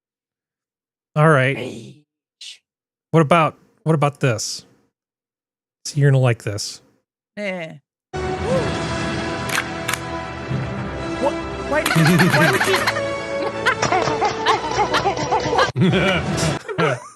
What? You like that? You feel better now? Well, other than the fact that he did a reach around when you're not supposed to do that kind of thing with that gun, but I like the duck. Chicken. It's the one time of chicken. Can you imagine you get killed and that's the last sound you hear? That would be hilarious. I don't want to jinx it, but I think so far I haven't failed to unmute once tonight. So far this is a technically excellent stream. Other than, I think, what was it? Yay. I failed to find, I had to do a search for the last name Keller on the spreadsheet, because the spreadsheet is huge right now. There's so much stuff in here.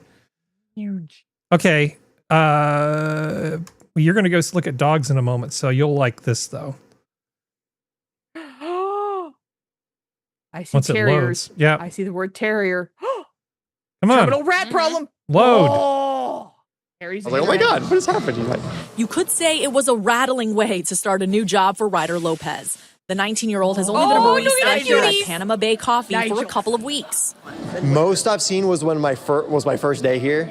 It was like That's Ryder Lopez. Oh god, like 14 to 15 rats all terrible running first from the name. grass into the bushes. Many workers and commuters felt the problem outside of Vallejo Ferry Terminal was getting out of control.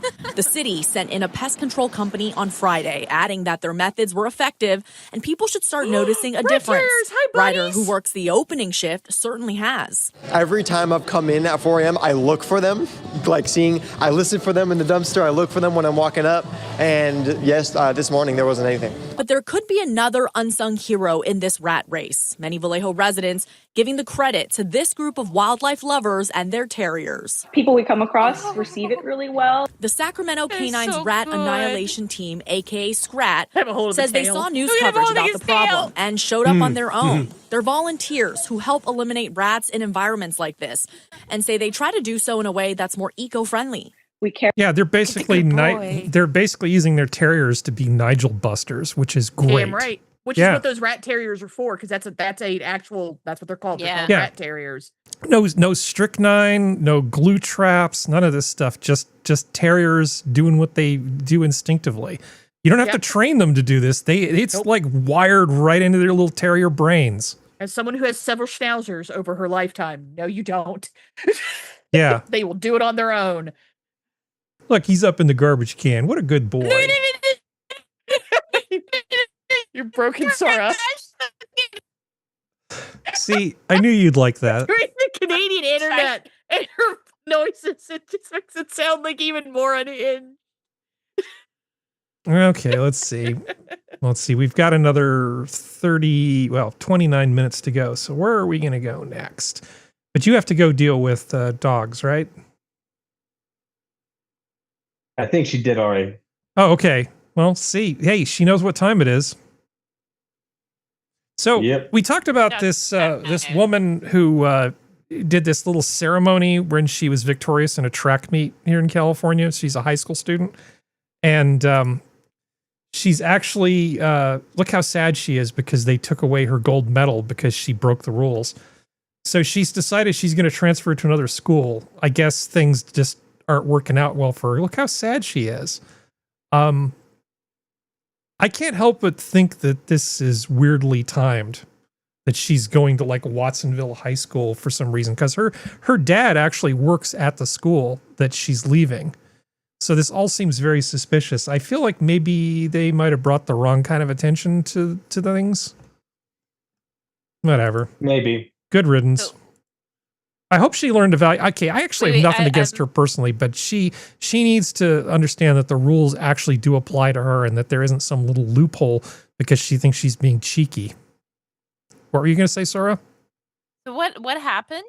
So she won with the fire extinguisher. She won in a track meet, right? And then she decided to do this little stunt to basically show that her feet were so hot because she's so hot that she got out a fire extinguisher, and while she's in the middle of the track and field area, starts spraying her shoes with the fire extinguisher. Against so many rules about grandstanding and celebration, so they took away her medal. Yeah. Yeah. That was stupid. It was stupid. Hopefully she learned a lesson. Yeah. But she's going to another school. Maybe that'll give her a clean slate and she can actually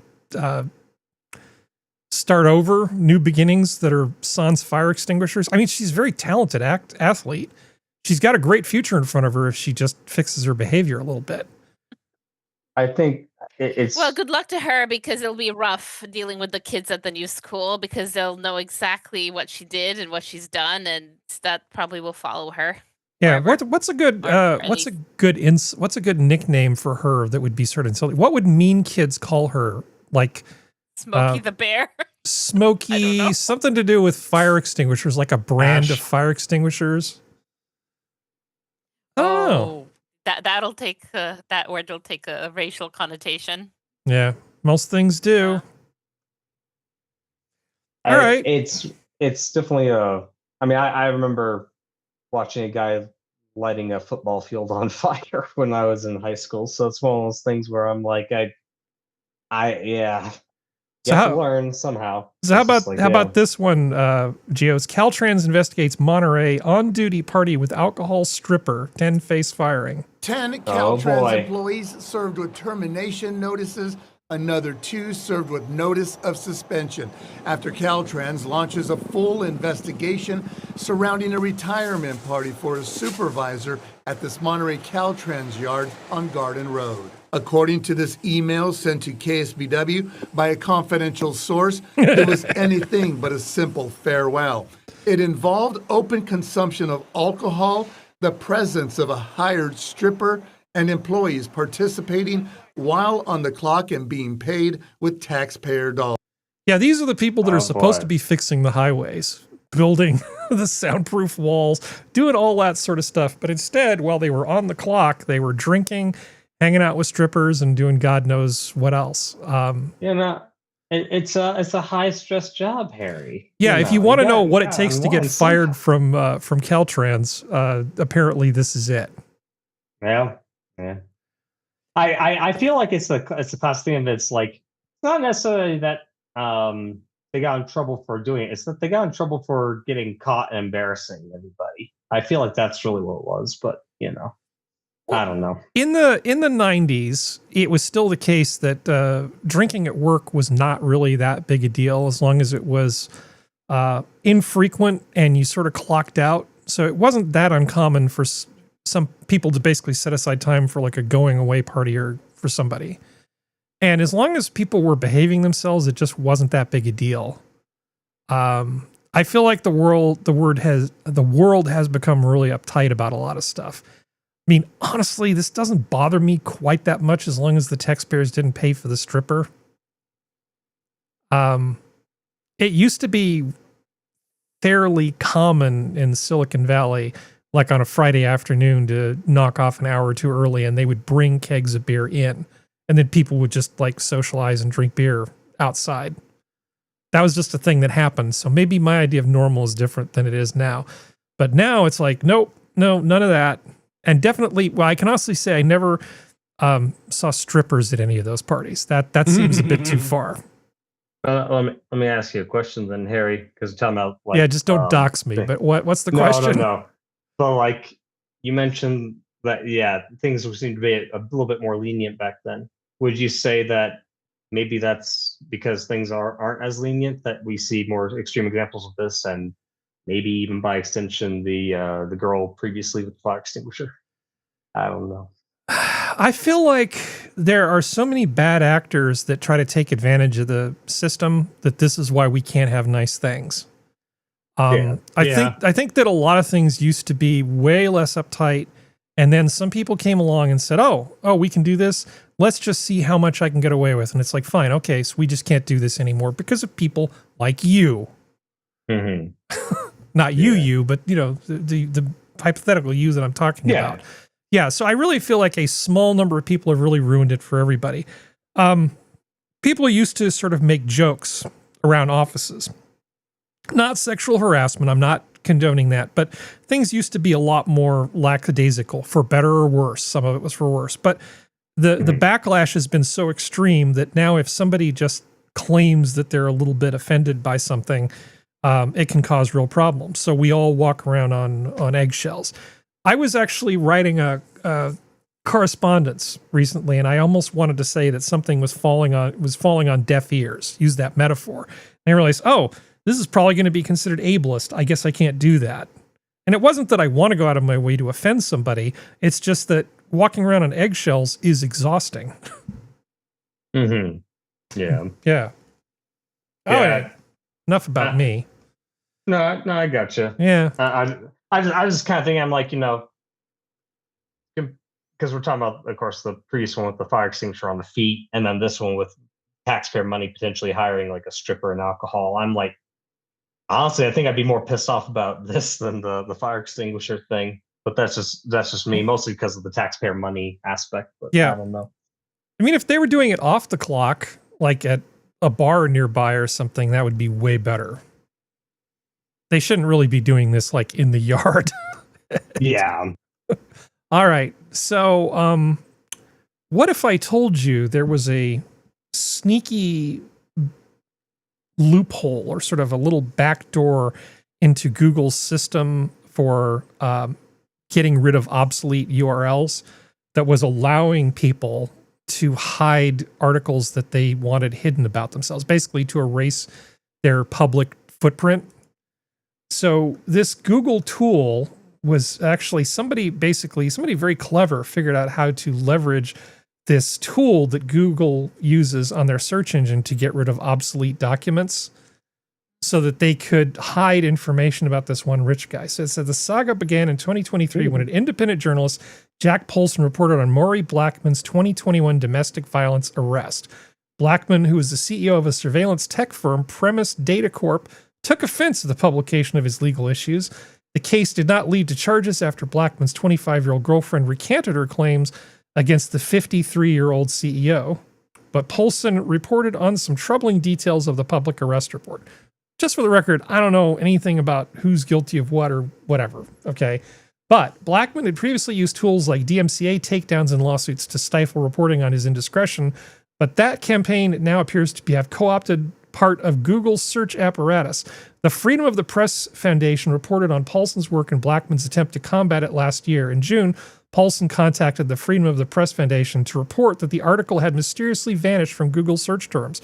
I wrote this article about this CEO, and now I can't find it anywhere on Google's thing. So Google's tool, which is the refresh outdated content tool. Okay, so it says Google tool doesn't take anyone's word for it when they suggest the removal of search results. However, a bug in the tool made it an ideal way to suppress information in search results. When inputting a URL, the tool allowed users to change the capitalization in the URL slug. The Foundation's article was titled Anatomy of a Censorship Campaign, a Tech Exec's Crusade to Stifle Journalism, but the request logged in Google's tool included variations like anatomy with 2 capital A's and censorship with a capital SH. So when you messed with this thing, it generated a 404 and then said, oh, I guess this is an outdated link. I will just remove it from the search results. Man. Wow. Wow. We call that the insidious. Holy Clinton protocol. That's pretty, well, I mean, he has like this security company, right? So he had smart people who knew about search engines and things, and they found a way to exploit Google's own tools against them to basically remove stories he didn't like about himself from the search results. I'm guessing he was hoping that the writer of the original article had been replaced by AI by this point. I don't know. I don't know. But, I tip my fedora to whoever figured out this particular exploit, because this is pretty great. I mean, in an evil sort of way. It's pretty great. I look at that and I think, I would only use my powers for good, but that's a pretty great exploit. It's one of those things where it's like you're impressed by the people who found the exploit and used it, and you're impressed by the people who then figured out what the exploit was and countered it. Yeah, you almost want to applaud everybody, even if the one guy was using it to hide, the info. Yeah, drinking at work Respect and strippers all around. Okay, so you know how sometimes people refer to Trump as the troll in chief? They're not really wrong. Okay, so this is a thing. This is an actual thing that was released by the White House social media account. Nothing beats a Jet2 holiday. And right now, you can save £50 per person. That's £200 off for a family of 4. So basically, they're playing an ad from the UK for travel over the top of a film of people being deported. This is a meme format. I think you use it over a video where something goes wrong. Yeah. Well, this is posted by the White House verified on X/Twitter. So this is the White House posting this. This isn't like some meme factory creating it. This is them posting it on the White House account. Troll in chief, indeed. That's some pretty savage trolling. All right, let's see. Oh, I actually wanted to mention this. Did I ever tell you guys about Binion's treasure? Does this ring a bell at all? Okay, I'm suddenly not hearing anybody. So. I'm not okay. sure. Not from. Well, okay, so Uh-oh. the Binion treasure is basically a tale from old Las Vegas. And it's got all the things you would want in like a good story of this thing. It's got treasure, it's got crime, it's got betrayal, it's got all of the ingredients you'd want. So Benny Binion, so this was the Binion's Horseshoe Casino, okay, moved to Las Vegas with his family in 1946 to be able to lawfully practice his favorite activity. Being a criminal with questionable practices, he founded his own casino in the 1950s, the Binion's Horseshoe. His son Teddy inherited his father's excessive taste for gambling. From a young age, he worked at the family casino, then grew it and participated greatly in building its international reputation. He eventually lost his license and had to withdraw his dollars from the Binion Horseshoe Casino. He had built up a huge fortune and showed a clear interest in gold bars and silver coins. He hired a man, Rick Tabish, great name, to bury his money in an underground vault at one of his properties in the Nevada desert. Okay, so we got like this rich asshole, got a ton of money, gold and silver and jewels, and he's buried a bunch of it in the ground somewhere. Okay? At the same time, Teddy meets Sandy Murphy, a 23-year-old stripper with whom he falls in love, as one does. He is 55. While taking advantage of her lover's rich fortune, she becomes very close to his henchman, Rick. So it's unfolding nicely, isn't it? However, Ted is no fool. On September 16th, 1998, he discussed it with his lawyer over the phone. He asked to remove Sandy from his will. The next day, he is found dead. He would have, I guess, basically from what looked like an overdose. On September 19th, Rick is arrested and assigned to dig up the dead man's fortune. In the course of the case, a note from Sandy declaring her love to Rick was found with the secret combination of the buried safe. The two lovers were eventually charged with Ted Binion's murder. Legend has it that some of Binion's loot is still lost underground, somewhere on his property. It's a great story. It's got all the things that you want in a thing. So you fast forward a few years and you get this. Come on, load. I don't know why things are Well, loading Nye so County slowly. detectives are looking for 3 men who were on a treasure hunt for casino executive Ted Binion's silver and gold after he died. They say the men have been sneaking onto the property and digging for it. The I-Team's So this property belongs to somebody else, but there's basically assholes coming onto it, going treasure hunting. Murphy looks at how the legend of Binion's buried treasure has persisted. These are the I-Team archives. So basically, these guys were trying to dig up all this stuff. And burglary of the silver. They were convicted on the murder charges, but later acquitted. The burglary and larceny convictions stuck. Police also found a treasure map in Tabish's apartment, though there was just an empty hole where the X marked the spot. And all right, so you fast forward even more, and finally, somebody's, they keep reselling it to these different things. So people keep buying this property. People keep breaking onto the property. Nobody knows where the rest of the gold and silver is. Somewhere in Nevada, possibly around Pahrump, because there's nothing in Pahrump, there is a giant hole in the ground full of gold and silver. This kind of makes me happy in a way. I think this is pretty cool, because even from beyond the grave, he managed to take all that money and just go, nope, that's mine. These are my gold coins. Screw you, people. I like it. So these are actually considered to be very collectible. These coins. There are people who actually, of the ones that were not in the missing vault, there are collectors who actually prize these things, as long as they have some sort of provenance that shows that they were in the vault at some point. I'm not a huge coin collecting nerd, but I know enough to see these Morgan silver dollars. Some of them are even in uncirculated condition. I mean, this is quite the treasure trove for coin collectors. Sorry, go ahead, Sora. I was just gonna say, why don't they use like ground penetrating radar or something like that I mean, they're going to find it eventually. on the property? Yeah. Well, he had multiple properties. We don't even know for sure if it was that one property. I mean, the fact of the matter is nobody knows where the hell all that gold and silver is. Very exciting. Yeah. So I think I need to get a ground penetrating radar, an ultralight aircraft. Let's see, what else do I need? I need some kind of drone that can penetrate the ground that I can sneak on there and find the gold. It'd definitely be easier than making it in a fusion reactor. You'll need just get one of those little tiny like ones that roll on the ground or something, or little flying one. You just have to figure out how to attach the thing to it. Yeah. Yeah.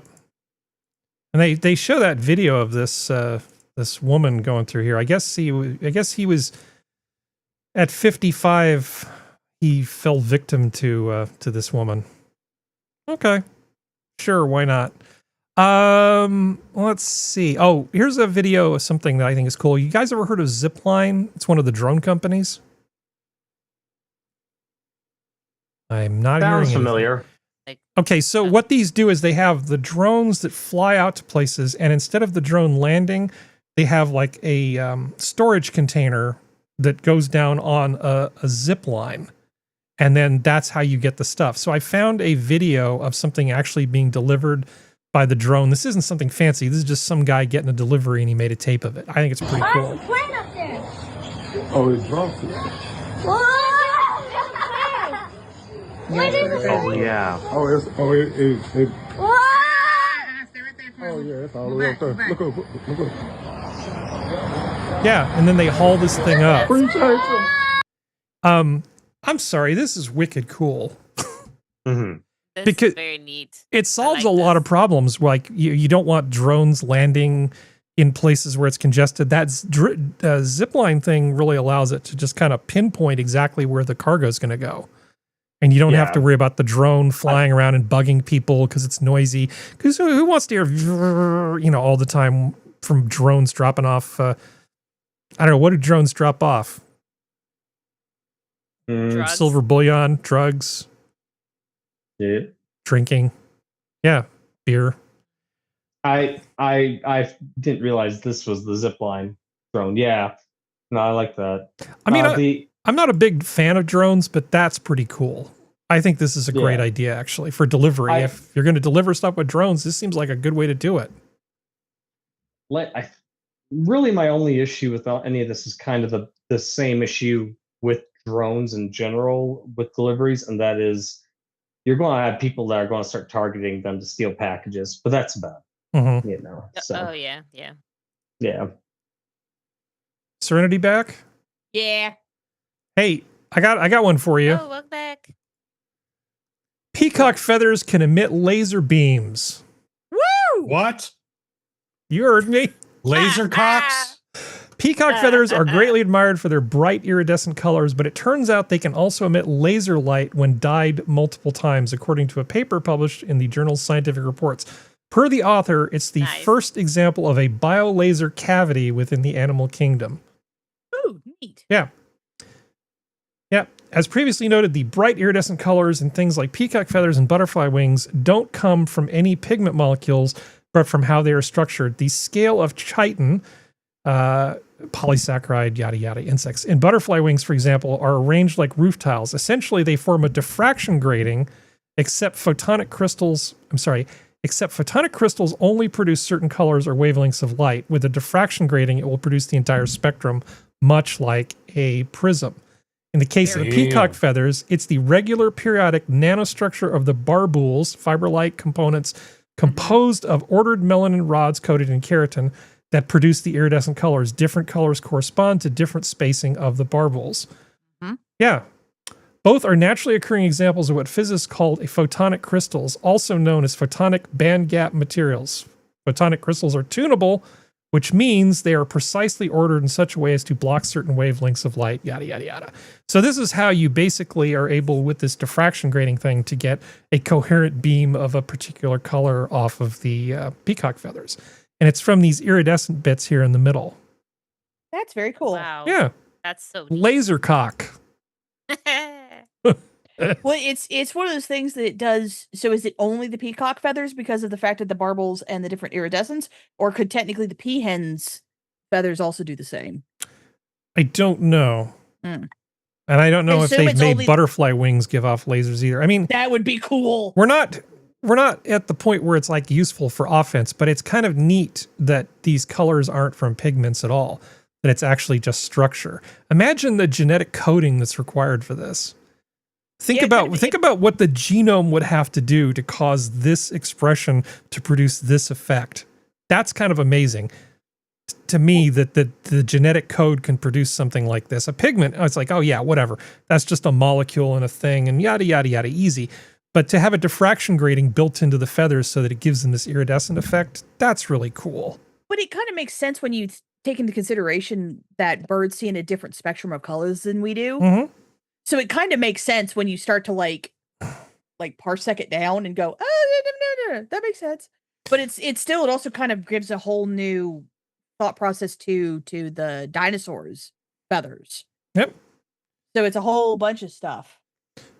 Well, speaking of color, here's a grandpa who's basically mixing paint colors by eyeball, and it's absolutely stunning to me that he's able to pull this off. We'll just leave the, let's see, what's the sound got? Stupid music. Okay, so somebody hands him a color sample, right? He's like, okay, yeah, I can do this. So Uncle goes and starts mixing paint colors. Yeah, a little bit of white. Another color of white. He just keeps mixing this shit. You know, I'll fast forward a little bit here. And he actually mixes this stuff up. No. Look at that. That's crazy. Do you know how crazy hard it is to do that? How skilled this guy must be? That this is a man who is a dying breed of his craft. That's all I'm going to say. Well, also, this looks like every other Chinese propaganda thing I've ever seen, where they do the same thing with handbags, where they're like, we make the handbags ourselves and by hand, and there's a lot of cuts in it. So it's still, like, I respect the craft, and if he actually does it, that's awesome, but it's also Chinese. I don't trust it. Well, I know what you mean. I've seen some videos where it's like an older gentleman and a young kid playing guitar, and they're doing a cover of some rock anthem type thing, and you're just like, I'm not so sure I know what I'm looking at here. Yeah, it's like... I will say, I do believe it's real, mostly because since they had to manufacture all that terrible steel under Mao, you know, it's one of those things where they've had to learn the hard way. Which I will give that, but at the same time, it's like China's trying to do the super race thing for the last several years. So it's like I'm a little, and it's like if he actually is capable of doing it, that is fucking awesome. But I just, it's like a lot of things. I don't trust it. Well, moving back to Canada, Functional, you still with me? Mm-hmm. You've talked about making maple syrup before, right? And harvesting sap. So I found a video of a guy taking 2 gallons of maple syrup and turning it into 2 gallons of maple sap and turning it into maple syrup. Let's see how much maple syrup we can get from 2 gallons of maple sap. It makes very little. So basically, he gathers 2 gallons of this stuff. Yeah, most of the process is just evaporating water. Yeah. And boiling it down to a sticky, sugary, delicious syrup. Yeah. Yeah. Yeah, and that's basically the process is, well, you would normally have a huge vat and cook a lot of it, because look at how long it's taking him to even get halfway done. That's not even halfway done. No. You know it's halfway done. There's the color. That bright amber color. Yeah, he's filtering out all the soot and stuff, and now he's using a propane tank to get away from the soot of the fire and reducing it down, and he overdoes it just a little bit. Probably. Well, that system of doing it in that way is not the best for it anyway. That's why the sugar shacks up here are all very precise in their volumes and timing. Yeah. And again, it's just like Geode says, it's becoming a lost art because instead people just buy table syrup. 4 ounces. Which is 4 ounces. Yeah, like I said. Yeah, 2 gallons About a goes cup. down. Well, I know you've mentioned this in the past. I just had video, a visual aid, so I could show people what you've seen with your own eyes, because the rest of us have not seen this. Yeah. Hey. We have a maple syrup industry in West Virginia. I've seen this stuff. Thank you very much. Yeah. Okay. So, Fight me, boy. So is this real or is this fake? I keep seeing these videos in my feed of people playing classical music on accordions rather than organs and full orchestras. And it completely blows me away when you find somebody who's really, really talented, what you can do with this, because, you know, my whole experience with accordions growing up and well into adulthood is Weird Al Yankovic and guys doing Tex-Mex music. Right. That's like it. And Lawrence Welk, you know, it's not really a prestigious instrument based on what I've seen going forward, but I've had to completely rethink this stuff. And I think I showed some guy playing Bach Toccata and Fugue in D minor at one point. So here's another guy doing Vivaldi on the accordion. Let's see. Why can I not find anything? Here we are.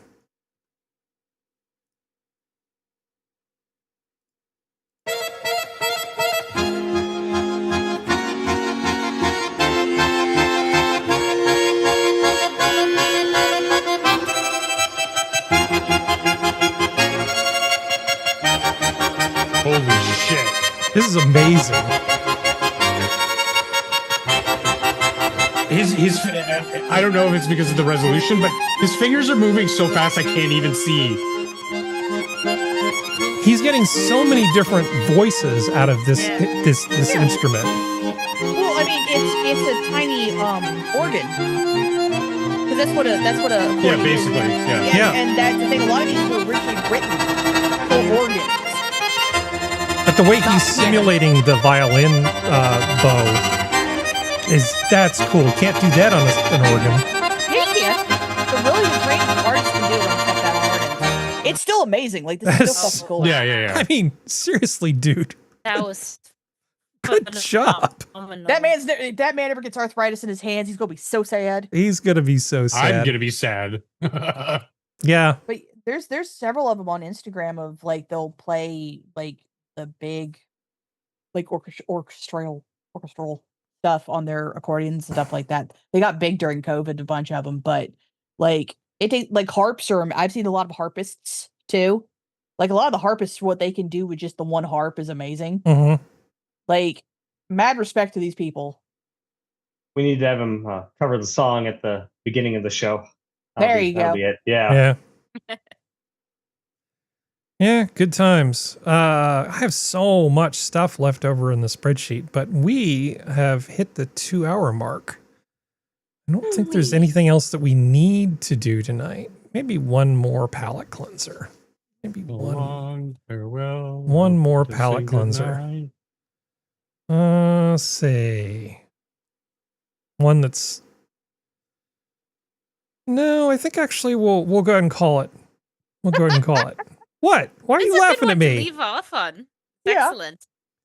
Oh, actually, there is something we have to do. Sorry, give me a moment here. Geodes knows which one I'm talking about. Oh, yes. Oh, Lord. There we go. Okay, here we go. Do it. Harry can find it. All right. A fan threw a dildo on the court during WNBA game. Nice. So this is a thing that's been happening multiple times. Is this the team that has the trans player? I don't think it's specific to any one team. This is just a thing that's sort of become a viral activity. So yeah, you're just playing. It's all fun and games until somebody somebody gets a do they not have like a security checks check when they come into the stadium? Well, I'm sure they do, but as everyone has proven with knives and everything else, if you want to find a way to move that stuff in, you can. Well, they finally found one of these intrepid spirits who go to these games. Spectator arrested after throwing sex toy during Valkyrie's game in Atlanta. They questioned, I think, 200 people in the crowd to track this guy down. They were very motivated because this kind of shenanigans will not stand. So they found this guy, and he's looking at a 1-year ban on being able to attend the games, plus some other stuff that doesn't particularly matter. But I think mostly they wanted to send a signal to people that, yeah, you might not want to just throw dildos at the girls. That's generally considered, that's a microaggression at the very least. I'm not sure if this is true, but I heard that green neon dildos were going out of sale on Amazon. So we'll see how this goes. What were you going to say, Sora? Sorry. Well, I think it's good. Yeah, throw away lock him up, throw away the key, because these are the kind of assholes that do stuff like this at music venues and sports venues, and now we cannot have water bottles when I go to a concert. They confiscate the lid because you can use it as a projectile and harm people with it, right? Yeah. So fuck these people because they ruin it for the rest of us. It doesn't matter if it is a little bit funny, but also what if they didn't notice it and one of the girls ran backwards and slipped and fell and broke an ankle or something in a weird fall, right? A weird dildo-related accident. Whatever messaging is rude. But she's on the job, so that'd be workman's comp, right? You'd get workman's comp. Well, okay, you're adorable. You think WNBA has the money to pay workman's comp? They're gonna get workman's comp. Beyond the disrespect of whatever they're trying to say, like a caveman, right? Yeah. With this dildo, but it's there's so many aspects to it. We're screw this person because now what if they start saying, yeah, this is enough of a trend where we're going to really crack down on what you can bring into stadiums and arenas and stuff like that, and it'll work its way up here, I bet. And it's annoying. Everyone will start checking to see if anybody's keistered anything. We've come a long way from people throwing shoes at politicians during speeches. That's all I'm going to say. And he couldn't even hit him. He couldn't even hit him. You're going to throw the shoe, hit the president. Come on, man. Yeah. And then he threw another shoe and he still missed him. Goddamn, Okay. you're going to throw it. Say what you will about Bush. He had fast reflexes. Yeah, he did. Yeah. Yeah, good times. How much was the ticket too? This is another thing I don't understand. You spend the money to get in, and then you ruin the thing.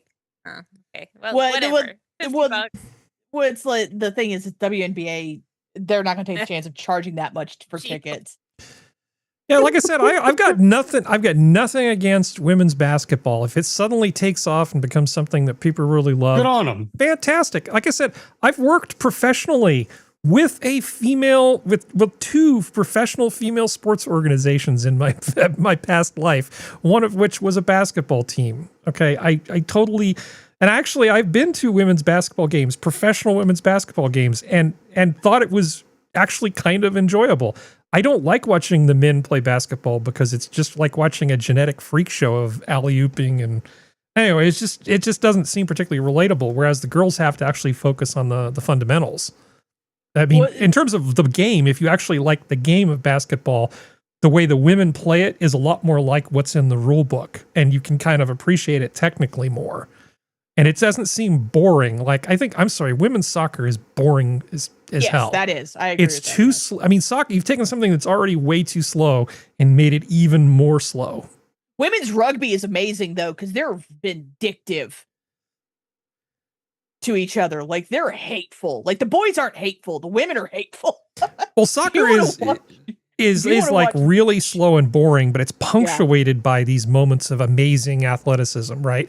But I don't get time for that. I don't have time to wait for somebody to, jump up in the air and then with their foot, above their head be kicking a goal, halfway across the field. It's not going to happen, I don't have time for that. I got things to do. To tie it all back though to Sora's point, it's kind of like what we mentioned with the construction worker and the girl with the fire extinguisher. It's like it just takes a few people to ruin it for everyone else. So yeah. Also, 2 tickets right next to each other for an Atlanta's WNBA game is $77. Yeah, it's not expensive. No. It's so if they want to do a joke, that's the cheapest place to do it instead of an NBA game, which is going to be more than that. Well, I was lucky my tickets were comped, but they weren't even $35 at that back then. So it's fun. Ouch. Yeah. I know it sucks, but that's nature of the beast, sadly. Yeah. I think a lot of times on some of these sports things, if you're not really in the culture of it, it just isn't really that appealing. Like people who watch golf. I don't know. I can't imagine why anybody who's never held a golf club or it isn't important to them would watch somebody else play golf. Maybe that's just, I don't have enough imagination, but why would you put yourself through that? Well, it's like, I grew up because West Virginia is a moonshine state. Mhm. So, and we're close enough to Tennessee that we're part of the NASCAR thing. I don't expect anybody else to be to get in NASCAR and understand NASCAR because it's just not part of the culture. But around here, these parts, it's part of the culture. So I'm used to it, and I like NASCAR, but I understand why people aren't into it because it's just a lot of very fast cars turning left. Yes. And I recognize that, and I understand that. But at the same time, it's part of my culture. So I'm just like, yep, no, I'm into it, but I get why you ain't. Tokyo Drift, Jesus, take the wheel.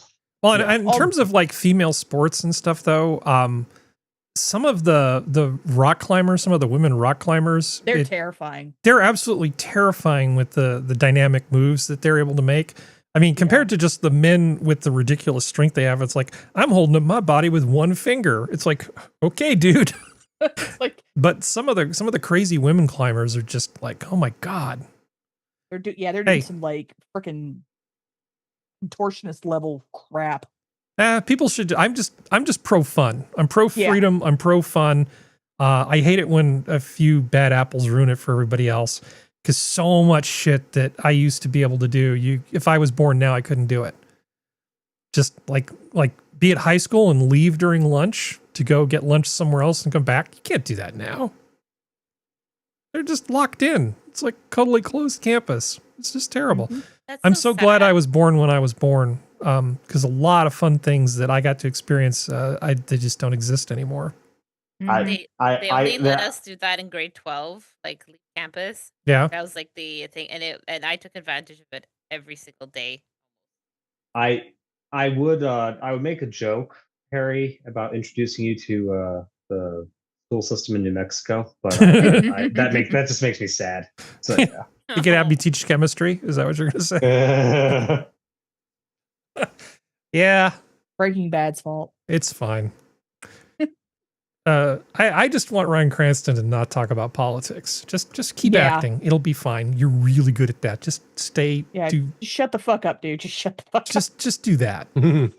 All right. Well, we should probably say goodbye to everybody. So this has been your Minions of the Zoo for Saturday. Thank you, panel. Thank you, chat. The zoo is closed. Good night. Night, everybody.